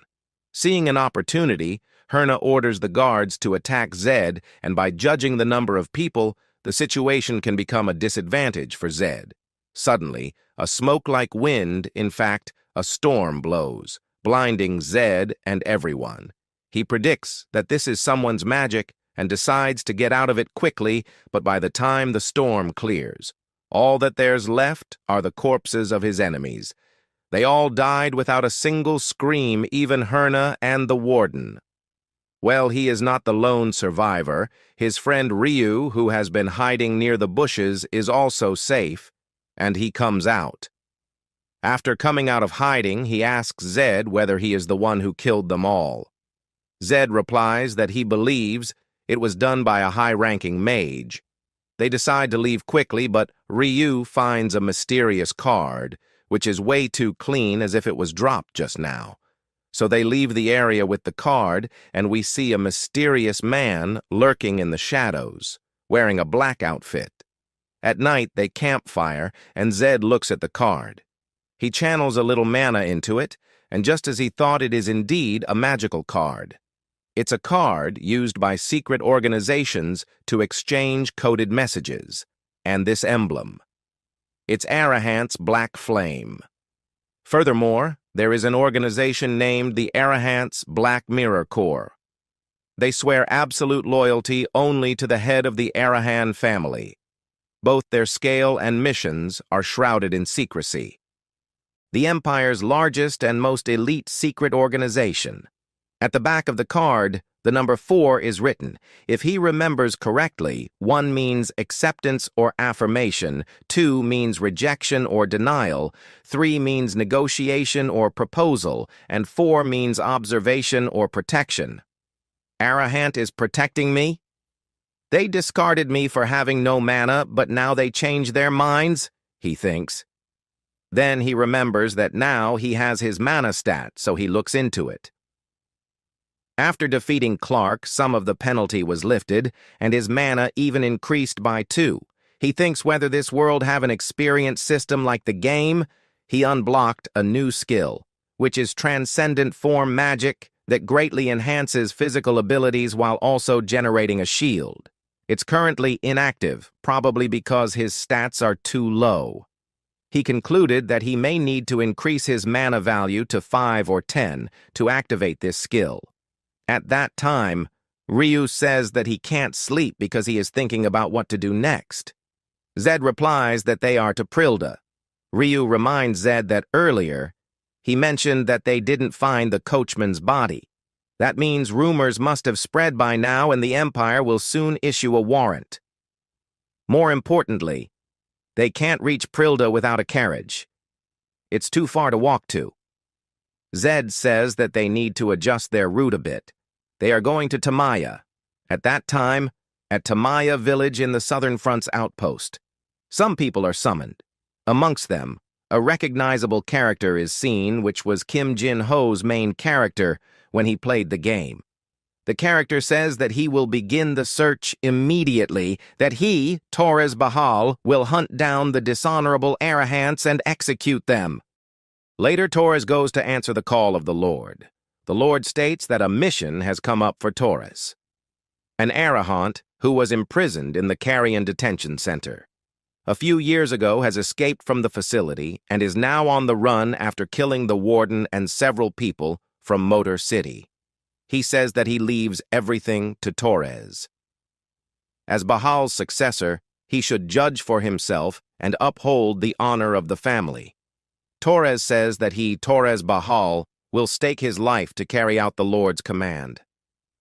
It's been 5 days since Zed and Ryu have been walking. Ryu says that no matter how he thinks about it, it's complete madness that they are walking straight into the front lines. On the outskirts of the Empire, there is a front line to block the demonic beasts. Each family is assigned a designated area, and the southern region belongs to Bahal. The place they are heading to, Tamaya, is a village located at that very front line where demonic beasts occasionally cross over. The reason they are heading to this village, which is practically a forward base, is because there is a transportation gate there. It's so expensive that even most nobles can't easily use it, but well, they have plenty of money. Ryu says that Zed will only realize its madness after getting torn apart by a demonic beast. Zed replies that this is the best option available for them. While camping at night, they suddenly feel a vibration which indicates someone is approaching. They put off the fire and decide to go into hiding. "Don't tell me, is it really a demonic beast?" Ryu asks.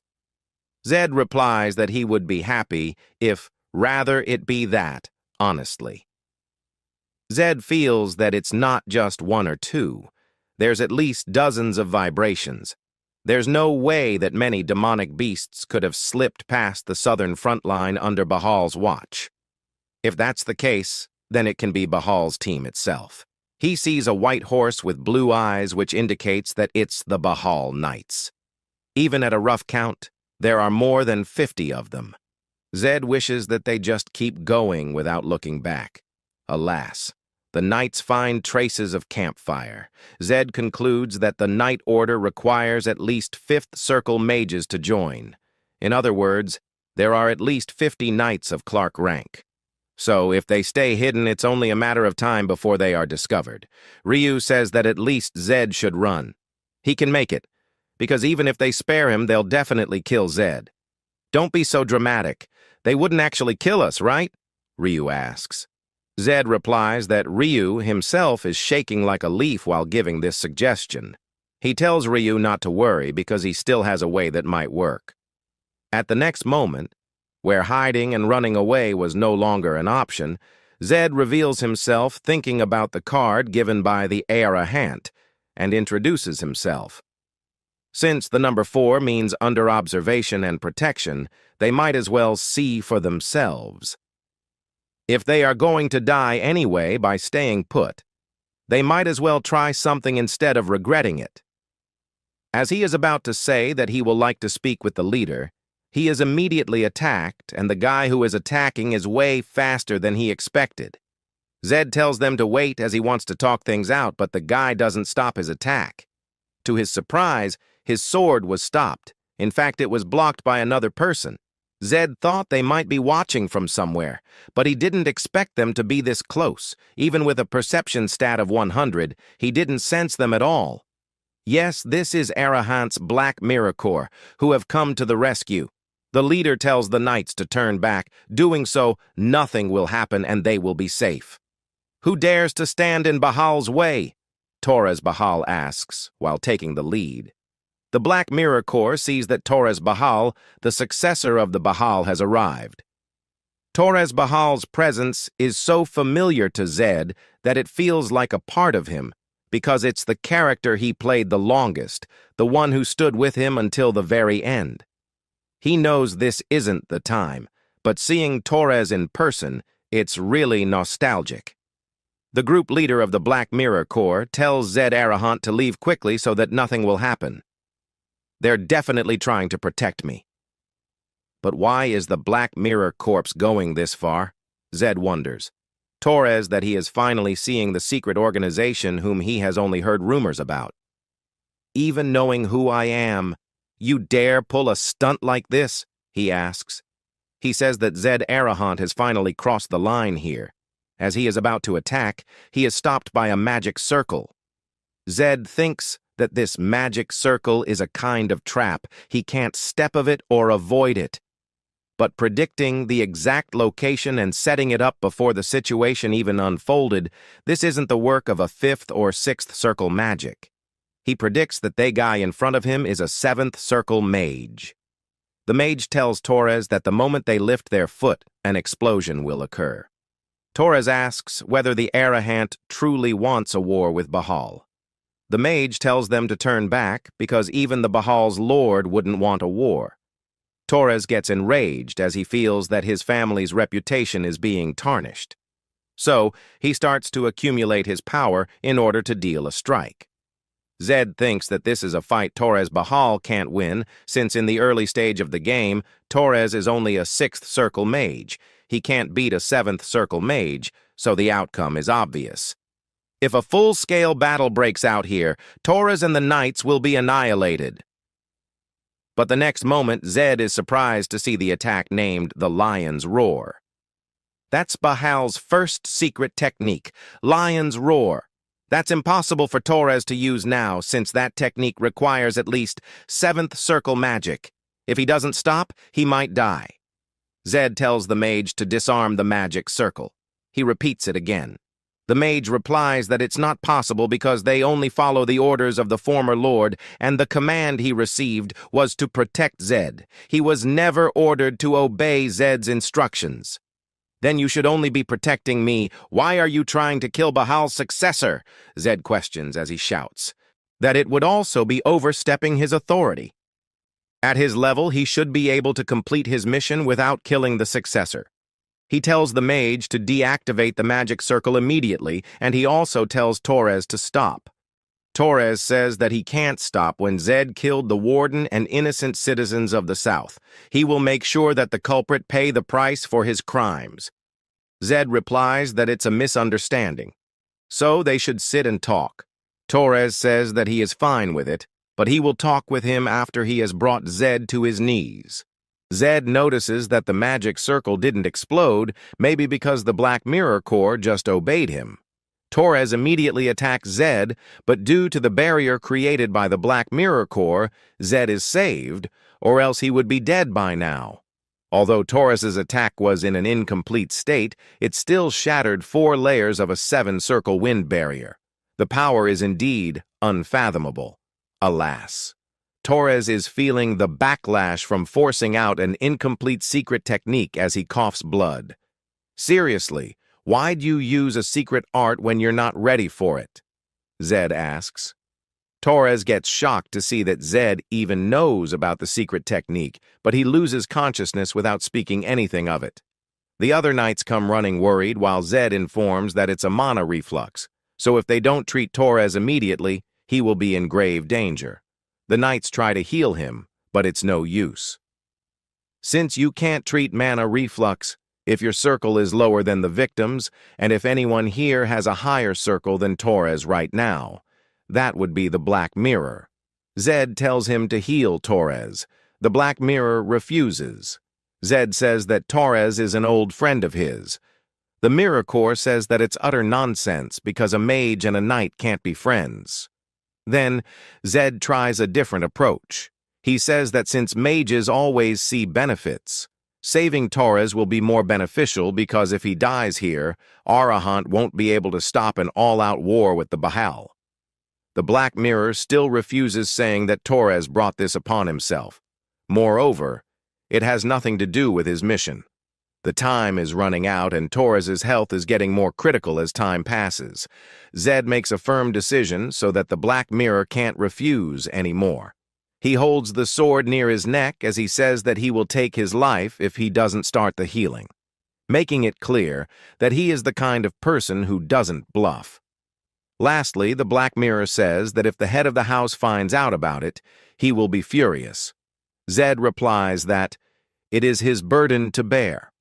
Although the knights refused to take the help, but at the end they agreed, and the Black Mirror heals Torres. His mana circuit gets stabilized while the Black Mirror disappears, leaving nothing but a magic card behind. This time it's notes, with number 9, which means either abandoned or survived. Zed, were those mages earlier from the Black Mirror Corps? Then that card from last time, was that from them too? Ryu asks. Zed answers that it was indeed the Black Mirror Corps, and now with this card, they are basically saying that Zed is all on his own now. Then, he gets curious to know how his friend knows about the Black Mirror Corps.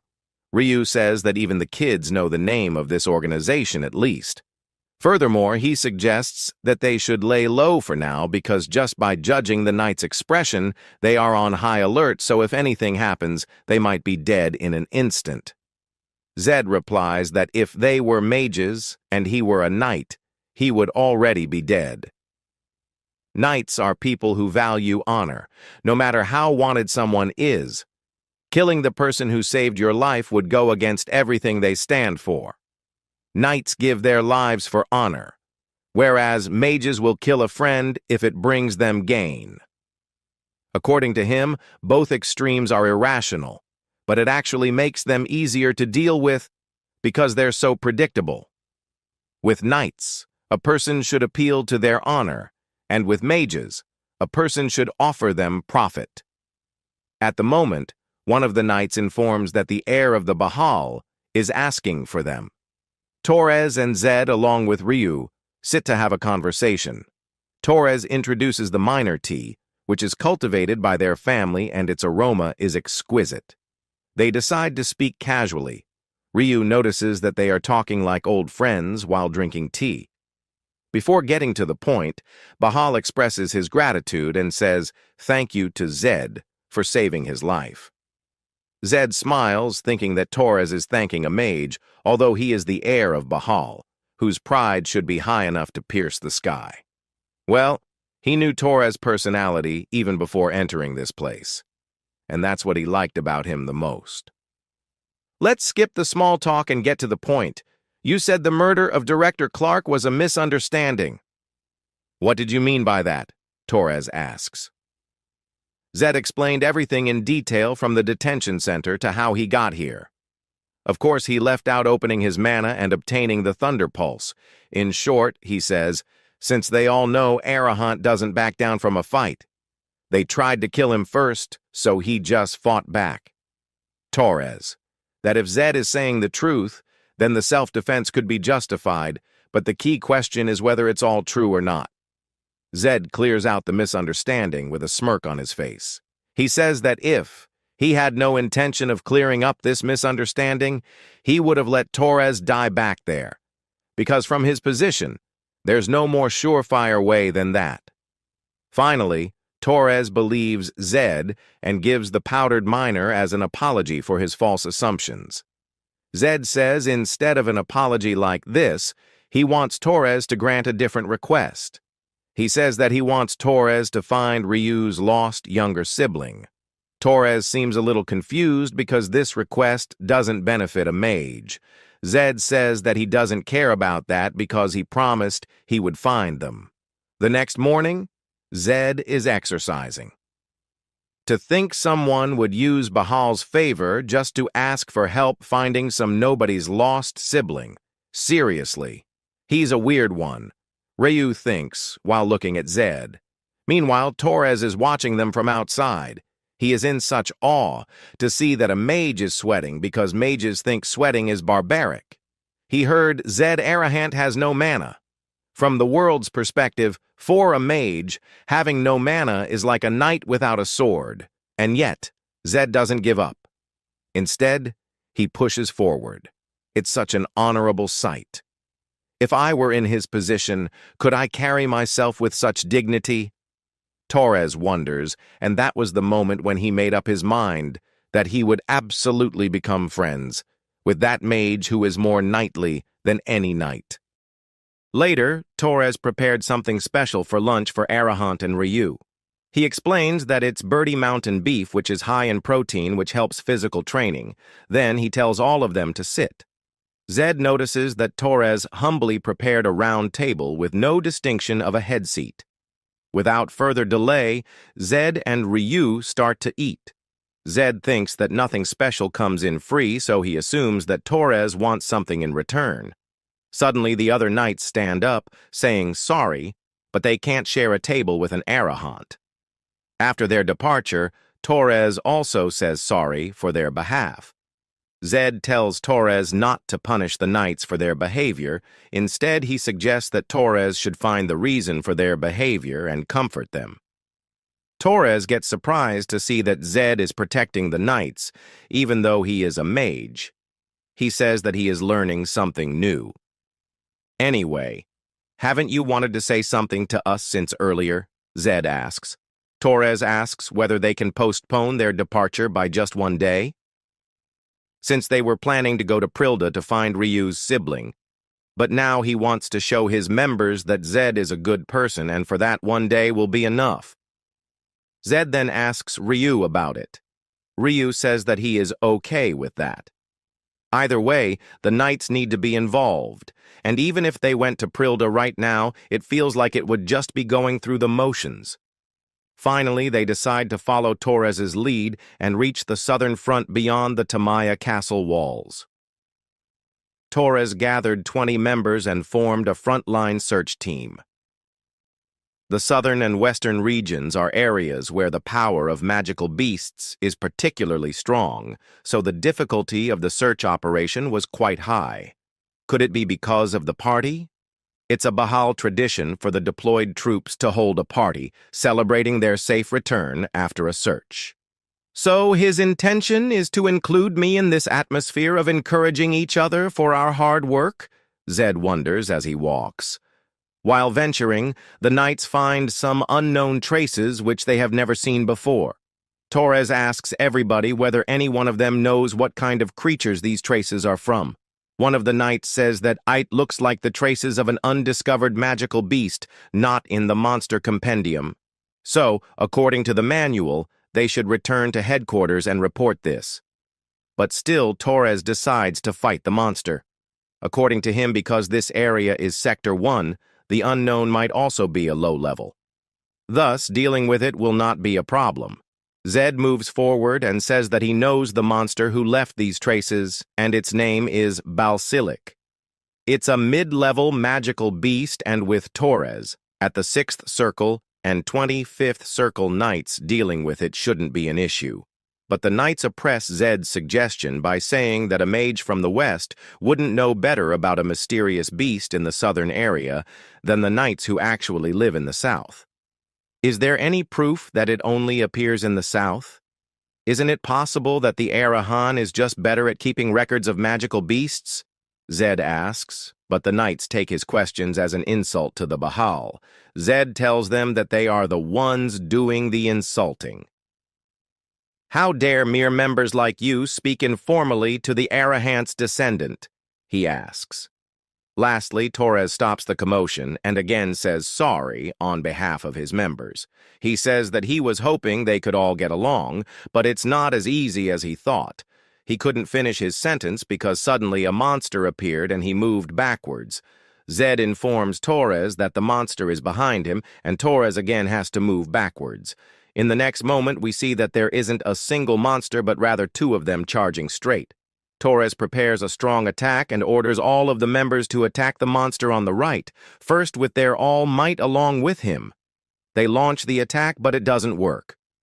Zed knows that the knight's training is impeccable, but that thing's skin can't be pierced by sword skills at the 5th or 6th circle level. So Zed tells them to get down since it's the monster's turn to attack. Torres also orders his members to follow Zed's commands. Everyone follows it, except one saying, why should they follow some mage's order?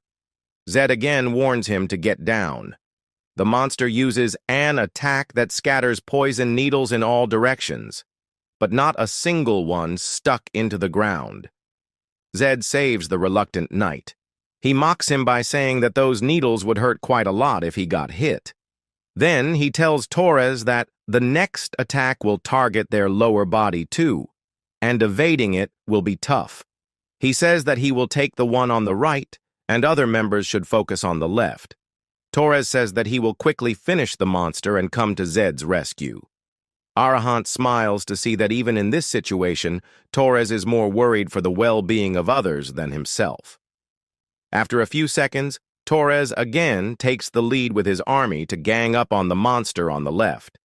Zed also gets ready to fight and activates his S-class skill, the Tenacious Challenger's Aura, which increases all of his stats by 10.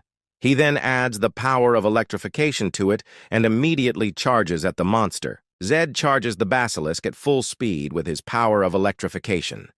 Zed says he considers himself lucky as he is getting to fight a basilisk right after a monster hunt. He uses his power to hit the basilisk in multiple spots, but due to the strong armor-like skin, it barely did any damage. Zed realizes that it only has one weak point, and that is the crown of the head, so he jumps high up in the air, accumulates his mana, and smashes into the basilisk's head using his fists with full force. The basilisk gets critically injured and dies, revealing the demon's breath in its mouth. Demon's breath is a key ingredient for an elixir. If poured in holy water, and there's a chance it can turn into an elixir. Zed says that normally an elixir is an item that randomly increases stats. But for him, the only stat that can increase is mana, so it's basically a 100% mana potion. After finishing up, Zed realizes that is it time to go help kill the other basilisk. Torres and his knights attack the basilisk with full force, but all attempts seem to be futile due to the armor-like skin. Torres is right in front of the basilisk's mouth, blocking it using his sword. The basilisk suddenly attacks Torres and he tries to block it using his sword. However, he notices that Zed is sitting on top of the basilisk. Torres gets shocked to see such energy. Torres and his knights ask whether the power Zed is using is really lighting Q. Zed replies saying it is, and anyone can recognize it. Torres asks, did he gain the power since he thought Zed had no mana? Zed says he acquired his mana a while ago. Torres gets shocked to hear this. He thinks that the mana ring that surround the heart is formed at birth. Sometimes the circuits take longer to connect, but by the age of 6, all circuits have to be connected. This means that Zed, who is around 15 years old, didn't have a mana ring until now, and it is like someone born with 9 fingers suddenly grows a 10th. Something like this has not happened once in the Empire's 1,000-year-old history, and even the heavens must have been moved by Zed's will. Zed asks Torres whether he can take the demon's breath. Torres says, of course, since he killed the beast, all the loot is his. Zed says that it is more than enough for him, but if he skins it and sell it, the basilisk will go for at least the price of some good beef. Zed thinks to himself that he has played this game for over 10 years, and never once has he gotten 2 demon breaths at once. The knights all talk among themselves about Zed. They say that they have heard he unlocked Lightning Q. He suddenly used Lightning Q even without having any mana, and that everyone, including Torres, saw and acknowledged it, so it cannot be a mistake. The knight whom Zed saved earlier comes up to Zed and thanks him for saving his life earlier that day. Zed humbly replies, saying it is not a problem, and asks whether he is hurt or not. The knight replies saying no, but he can't believe he hesitated on the battlefield as a knight, and he will seriously reflect on that and get better. Ryu, who was standing beside Zed, asks what Zed did out there for the knight's opinions to take a whole 360 in such a short time. Zed says he guesses the knights like him now, and he bets they will genuinely help look for Ryu's sibling tomorrow. Torres calls Zed and Ryu outside for a bit. Outside, he praises Zed for what he did earlier in the day and says it seems like the knight's opinions about him have changed a lot. Everyone who went on the mission said they'll go help in Frinda tomorrow. Zed says that the knights must be exhausted from today, but that is great.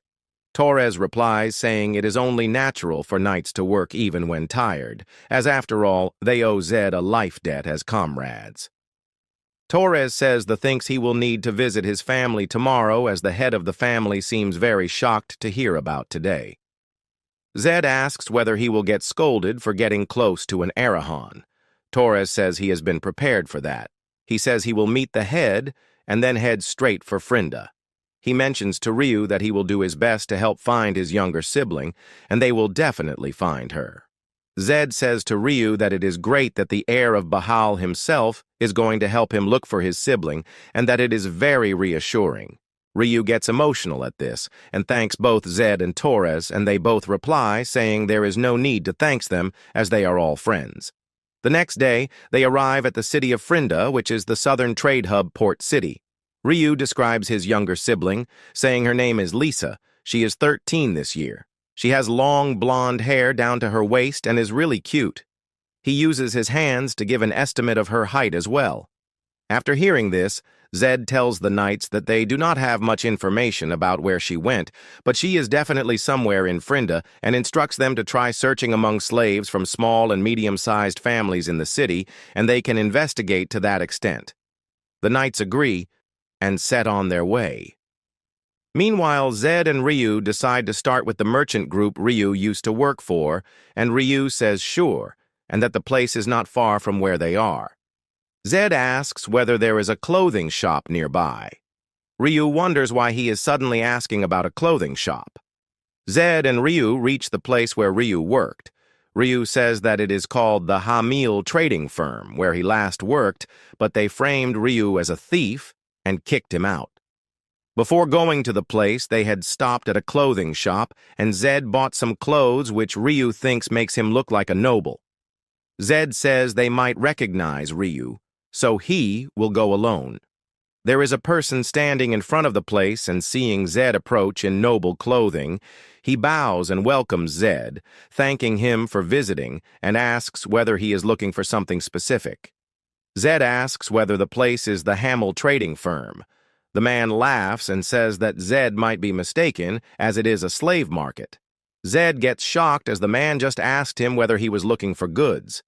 The man's demeanor suddenly changes and he calls Zed a punk, saying he is not a noble, and asks how dare he try to pull a trick like this. Zed says that the man is mistaken and asks what if he really is a noble. The man replies saying how dare he try to trick a merchant, as merchants survive on nothing but sharp instincts, and says that to a noble, a slave is just a product, and that real nobles never go around alone. He says that he knew something was off the moment he saw Zed, and asks whether he was sent by DeVito. Zed asks the man whether he is sharp or just stupid. The man gets angry at this and says he needs to teach Zed a lesson.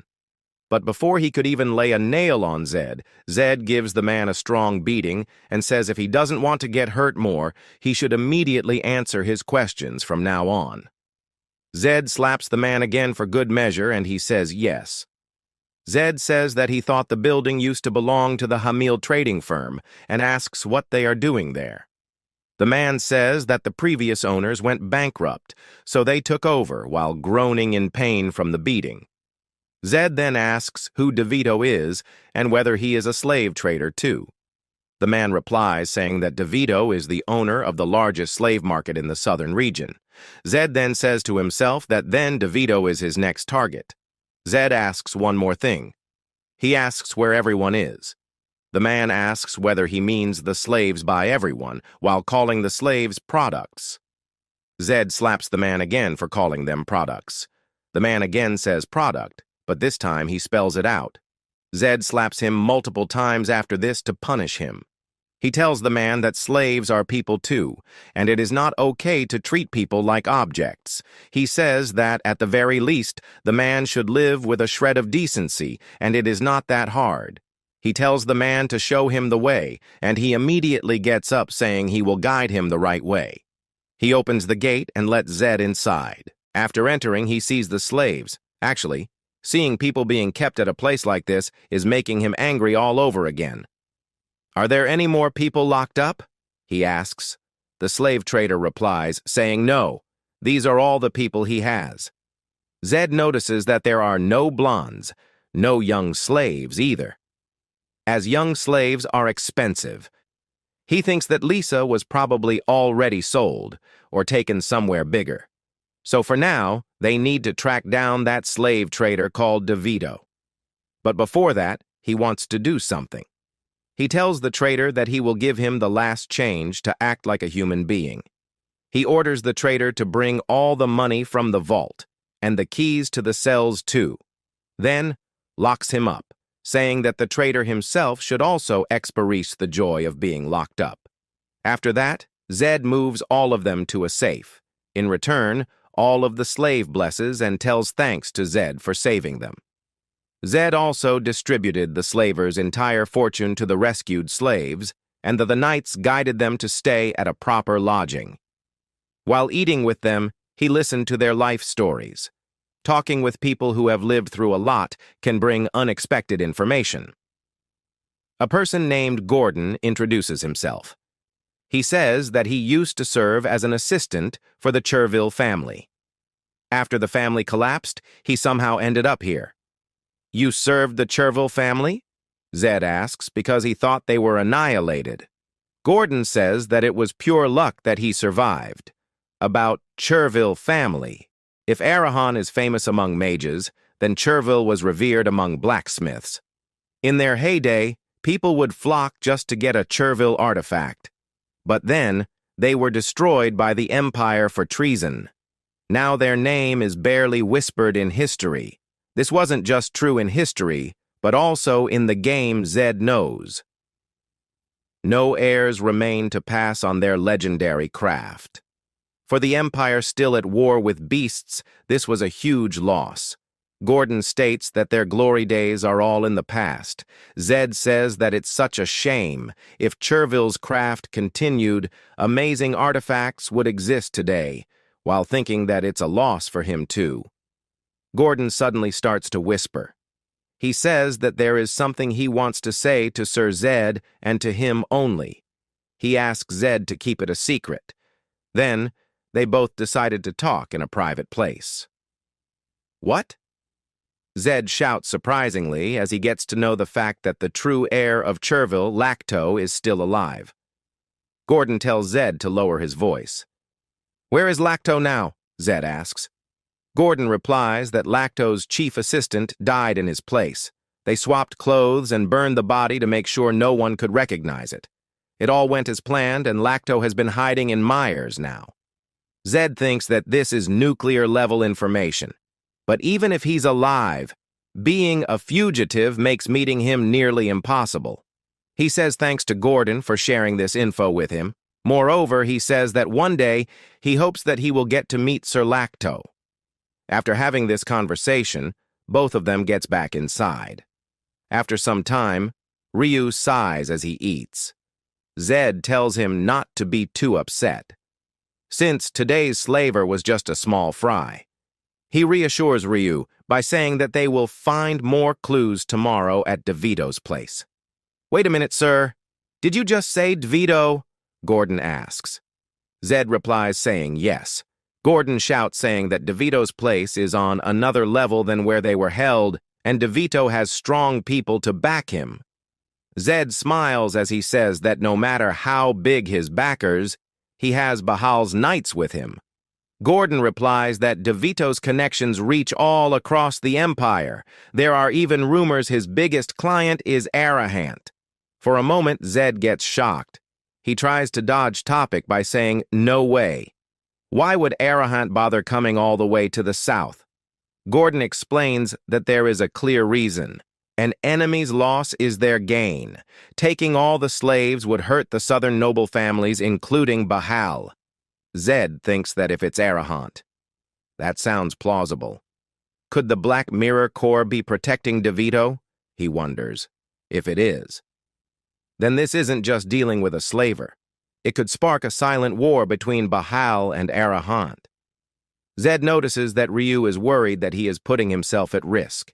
He tells Ryu not to worry too much, since he is not doing this just because of Ryu, but also because it's the right thing to do. Zed says that he is just following his beliefs. The next day, at DeVito's slave market, Zed walks inside all by himself and asks, "Where's DeVito?" The people who are guarding this place gets offended. They says that this is place where even the nobles gets their heads cracked open. But in the next moment, as they see that the person standing in front of them is an Arahant, they all get on their knees and ask for mercy since they didn't recognize the young master of the Arahant. Zed wonders whether the guy at the back is DeVito. After noticing for a second, he realizes that this guy is not DeVito. Judging by the clothes, he's just a lackey. But to react like that, he must be Black Mirror course. Zed hoped not, but it's real. Then a cocky person in the second floor shows himself what brings such a noble guest to a dirty place like this. "Heard you wrecked Harbor's slave market yesterday?" he asks while getting down. Zed notices that this guy isn't impressed by Arahant's name, so he must be DeVito. DeVito says that he figured Zed wouldn't dare show up, but now sees that he was wrong, since Zed is gutsier than he was thought, or maybe just ignorant. Zed speaks that, as of today, Arahant cuts ties with this slave company, and now he will be taking all the remaining slaves. DeVito laughs. He says that since he has a noble guest in his place, he won't kill his guest, he would just give his guest a life lesson. Zed starts to calculate his moves because it can't be helped.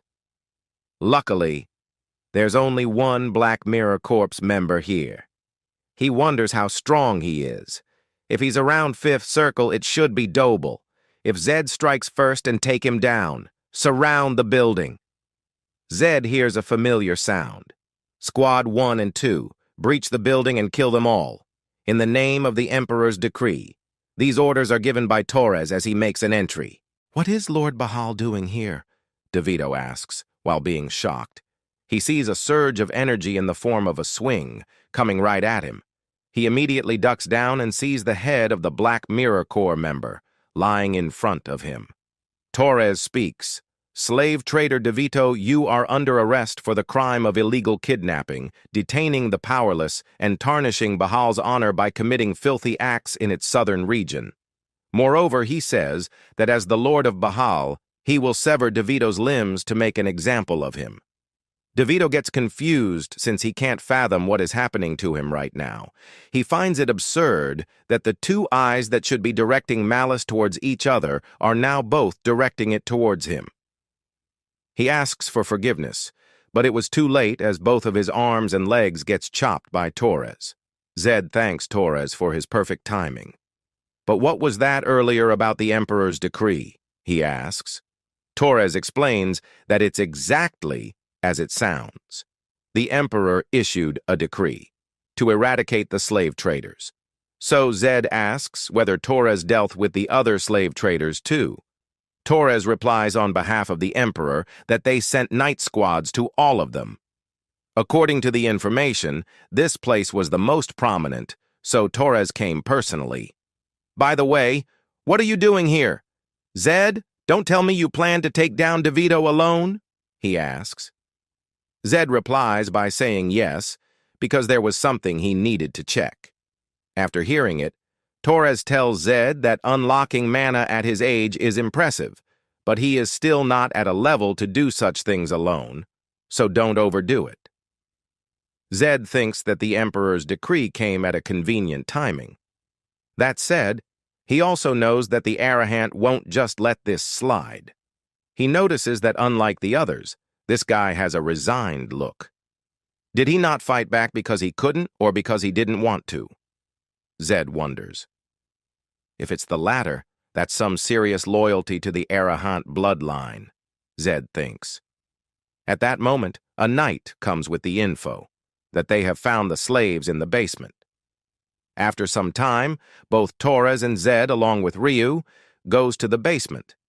The knight informs that they have estimated that 600 people are here. Torres gives them the order to bring any blonde girl they found to Ryu. Ryu notices a blonde girl and calls her, but in the next moment, he sees that it's not his sister Lisa. Zed notices that about 500 of people have come out so far.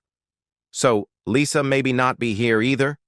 He thinks that it's a disgusting fact, but young girls are expensive and popular. So there's a chance she's already been sold. He tells Ryu not to give up. The knight mentions that unfortunately that the slaves that just left were the last ones. While hearing it, Ryu feels mixed emotions. He is upset while also being frightened of not finding his sister. Lord Taurus, as per the decree, will escort the rescued slaves to the imperial palace. The knight speaks. Torres gives him the permission.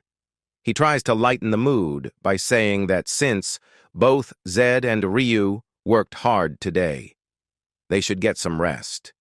In the meantime, the knights and him will continue cracking down on slave traders tomorrow, so Ryu will find his sister soon. At that moment, the horse suddenly jumps, and a little blonde girl gets startled, and she falls to the ground. Torres goes to help her, while telling his horse that it shouldn't startle someone when it sees that they're right next to it. "Are you okay?" he asks, but to his surprise, he sees that she is a blonde girl. Zed asks Ryu whether he saw a girl like this earlier. Both of them looks at each other at the same time, and the girl calls Ryu brother. Both of the siblings finally met. Zed smiles as he says that she must have gone unnoticed because of the hood. They almost missed her, but thanks to that horse they found her. While saying this, he sees that Torres is crying, seeing the heartfelt reunion of the siblings. So, he teases Torres for it, and Torres calls Zed a cold-hearted guy.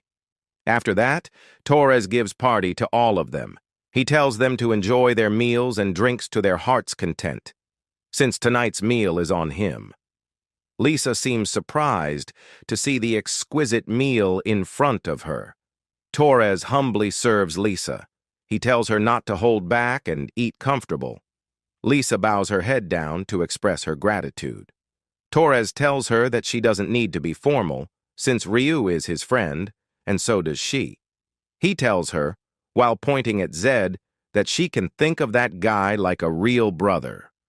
Although he's cold, but he's a decent guy. Meanwhile, Zed thinks at 40, he is with a 15-year-old friend and his 13-year-old sister.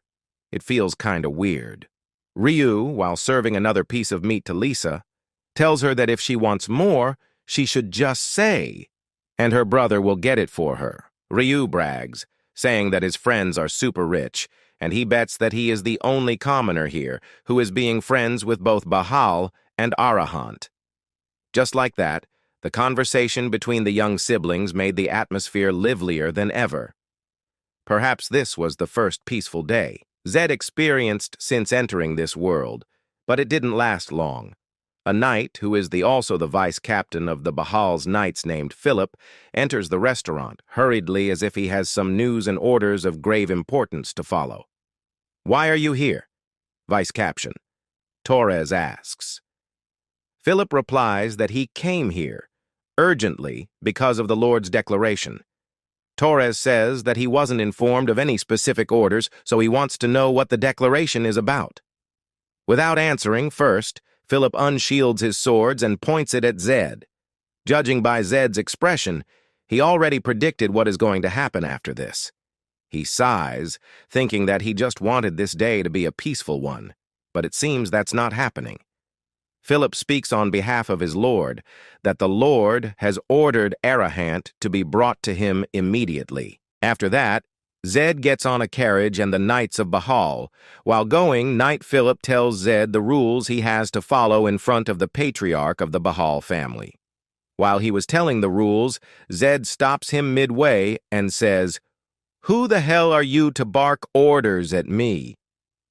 Hearing this, Philip frowns and tells Zed not to forget that he is in the Bahal territory and he will take his head if he misbehave. Zed glares and says, "No! You're the one who needs to show some respect. Don't forget I'm from Arahant.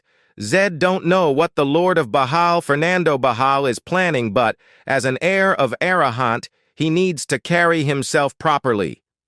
For some reason, Zed feels like this is the only Wat he will make it out of here alive.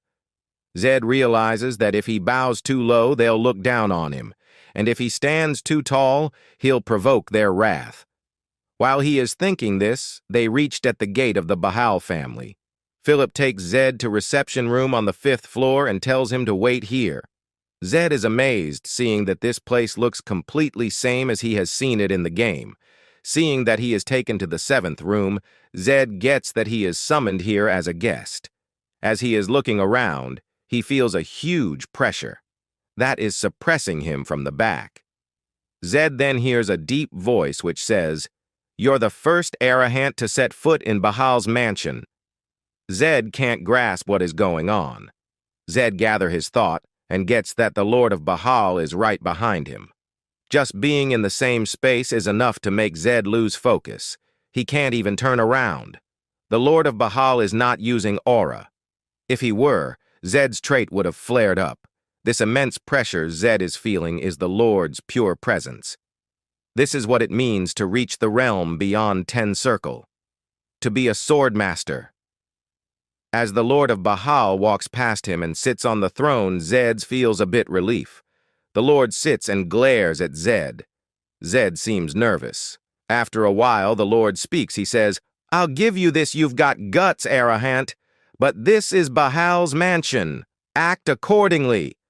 The Lord shouts and starts to radiate Awar. Zed feels the pressure. He musters all his strength and tries not to fall on his knees, as kneeling before someone stronger is disgraceful. If Zed shows even a hint of submission, and the Lord will never take him seriously again. Zed slightly lowers his head and thanks the Lord for the invitation. Hearing this, the Lord asked, "What invitation?"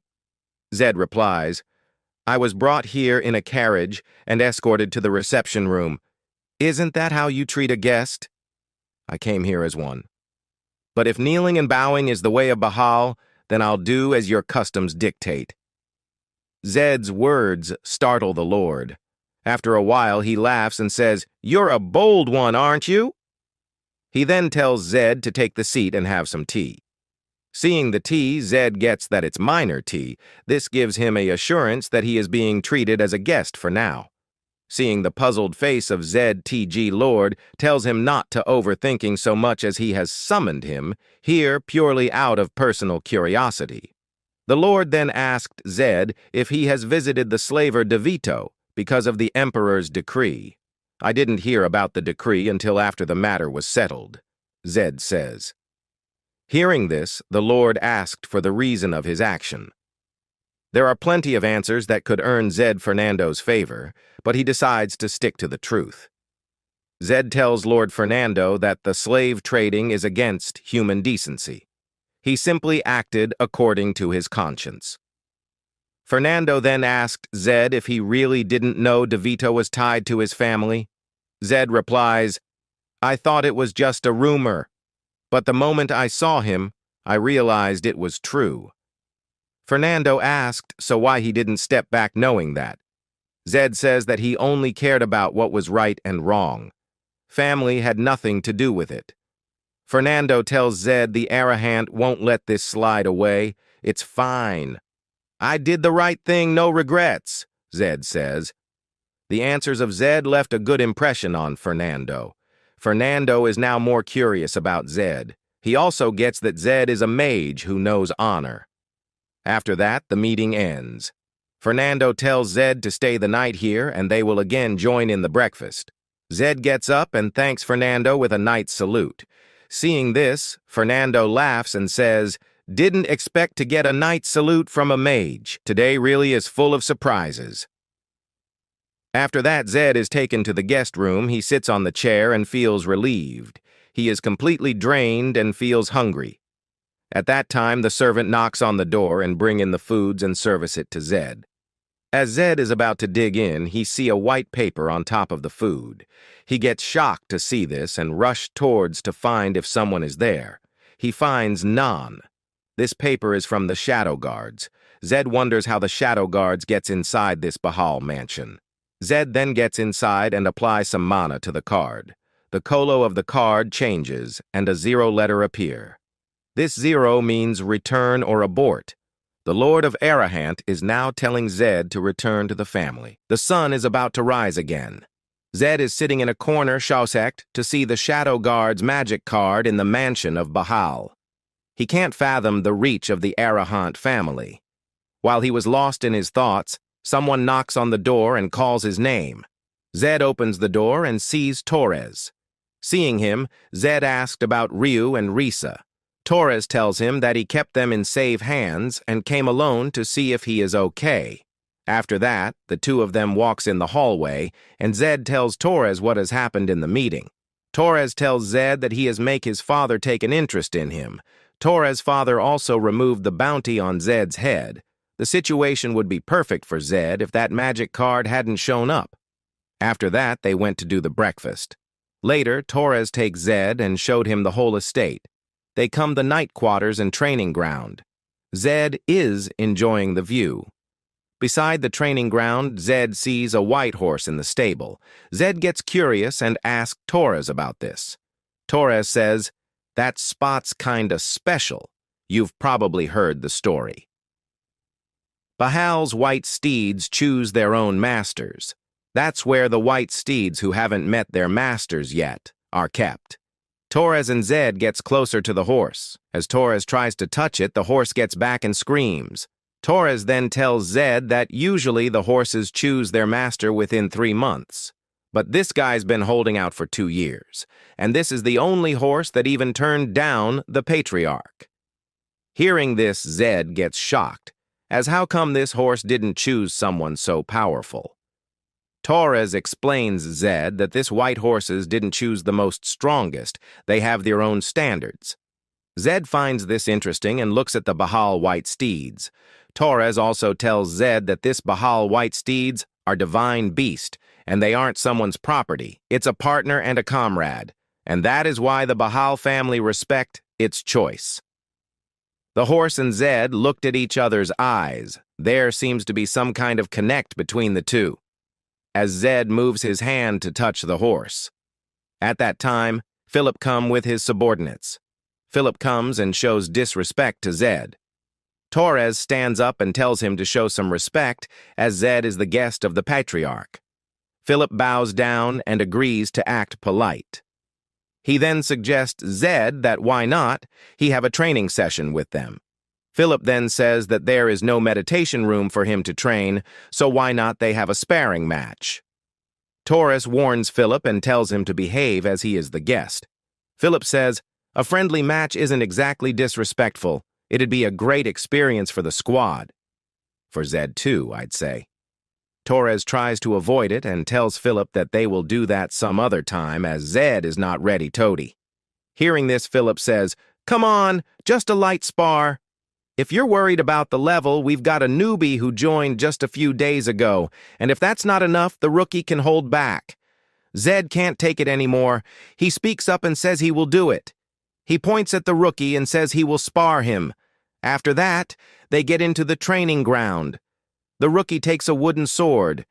Zed stretches a bit and tells the rookie to go all out, or he will regret this.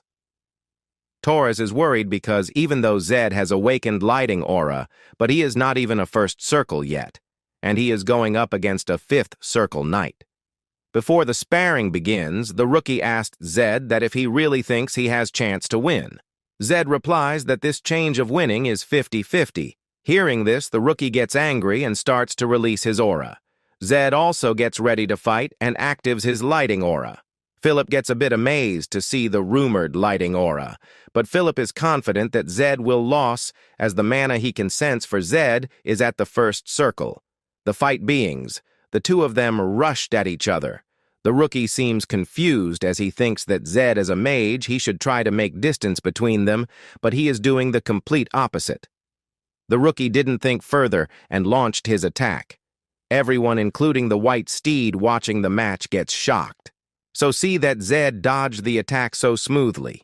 Zed then tells the rookie to give everything he has got. The rookie is confused and looks at Zed. Zed kicks him on the face and sends him flying. The rookie is amazed to see the power of Zed. Zed quickly gets closer, but the rookie starts to attack. Zed dodges all of his attacks and punches the rookie in the stomach. Zed didn't stop there. He uses his left hand and punches the rookie on the face and sends his flying with a big bruise in the face. Torres and Philip get shocked to see this scene. Seeing the white steed also seems to take an interest in Zed. The rookie is knocked out, and the other knights are trying to wake him up. The healer is being called to heal the rookie. The other trainees turned hostile and points their swords at Zed. Torres steps up and asks, "What are they doing?" He asked the knights if they are turning this sparring session to a fight. The knights didn't back down even after Torres told them to. Zed sees that there is no end to this. Zed then stops Torres and says, "One match was enough, huh? I thought accepting defeat with dignity was part of your knightly code." Hearing this, the knights gets furious and shouts, "How come a mage teach them chivalry? I agreed to this duel just like you asked, and not just anywhere right in the heart of the Bahal estate." "Do you even understand what that means?" Zed asked. At that time, the patriarch of the Bahal family gets behind Zed and says, "Impressive." Everyone gets shocked to see the Lord. Fernando then ordered them to sheathe their swords. The knights quickly bows down and obey. Zed gets shocked to see that even with his 100 perception, he couldn't sense the Lord of Bahal who was standing behind him. Fernando then looks at Zed and says that this day will be written in the history of Bahal, that an Arahant duel in Bahal's own training hall. Zed apologies and says he know it was rude, but he couldn't refuse the duel. Hearing this, Fernando says, "Of course." An Arahant doesn't back down from a challenge. He then tells all of his knights to take this to heart, and this is why you can't neglect your training. Rising through the ranks is important, but what matters more is experience. Learn from it, and make those lessons yours. Got it? After the speech, he again looks at Zed and says, "You gave my squad quite the lesson today. I won't forget what happened here." Zed gets that this is a warning for him. At that time, the white steed breaks the stable and rushed towards Zed. After that, the horse starts to round around Zed. Torres and all the knights of Bahal can't believe their eyes. Zed is confused and asked what is going on. Torres tells Zed that it's a ritual, just like a white stallion chooses its rider. It's showing its strength to earn its master's recognition. This means that White Stallion has chosen Zed. The horse stops in front of Zed and looks him in the eye. Fernando also says that this incident would make all the past heads of the Bahal family speechless. Zed is also confused that the horse and the symbol of Bahal choose him. He gets closer and touches the horse. Zed Arahant. "Will you accept Jinju as your comrade and stay by her side for life?" Fernando asked. Zed asked, "Who is Jinju?" Fernando tells him that it's the horse name. Zed is in shock. He tells them to hold on for a second. The horse gets closer and shakes her head with roar. Zed is confused. As he looks in the horse's eyes, he gets that the horse wants him to says yes. Zed looks at Fernando and seeing the serious face, he says that he will do it. Philip then stops them and says, "This is impossible. In our clan's history, only Bahal's members have ever ridden the White Stallion. We cannot allow such a disastrous precedent." Hearing this, Fernando says, "Exactly. Until now, only those within the clan could choose the stallion, because no other option was ever given. Only the clan members were chosen." Philip tries to convince the Lord, so he tells him to recall all the atrocities committed by the Arahant. He further says that the Arahant will devour the White Stallion will pigs. "That's why I got a promise from Zed Arahant," Fernando says. "Mages lie as easily as they breathe. How can we trust that promise?" Phillips shouts. Fernando then promises Philip that if Zed Arahant does not treat you White Stallion as a comrade, he'll take Zed's life himself. After that, as Philip is about to speak, Fernando tells him to stop, as he will not tolerate any more saying about this. Later at night, Zed takes Jinju and rides on her. He is going to Frilda to meet up with Ryu. As he gets there, Ryu and his sister get shocked to see the White Stallion. Ryu asks Zed how did he gets the horse of Bahal. Zed tells him to head inside, and he will tell them everything. Zed tells Ryu everything that happened. He also tells him about the Black Mirror's magic card. Zed tells Ryu, and he will be going back to Arahant. Ryu tells him that he will also come with him. Zed appreciates Ryu's comradeship, but he don't want to take Ryu with him. Ryu then tells Zed that the fighting between the brothers in Arahant is very dirty, and as Zed was exiled for a long time, he has no companions in the Arahant place. So if Ryu and Risa come with him, he can hire them as his retainers, and they will definitely be helpful for him. After thinking for a while, Zed agrees to take both of them with him. Later, at the midnight, Zed is alone sitting in his room. He is thinking that, even though he is set on going, he can't just rush in blindly. He needs some kind support. Right now, the possibilities are the last survivor of the fallen blacksmith clan, Lacto Chervil, the demon breath taken from the basilisk, and the holy water needed to turn that demon breath into an elixir. And to get them, they have to go to Myers. The next morning, the three of them packs their bags and get ready to go to Myers.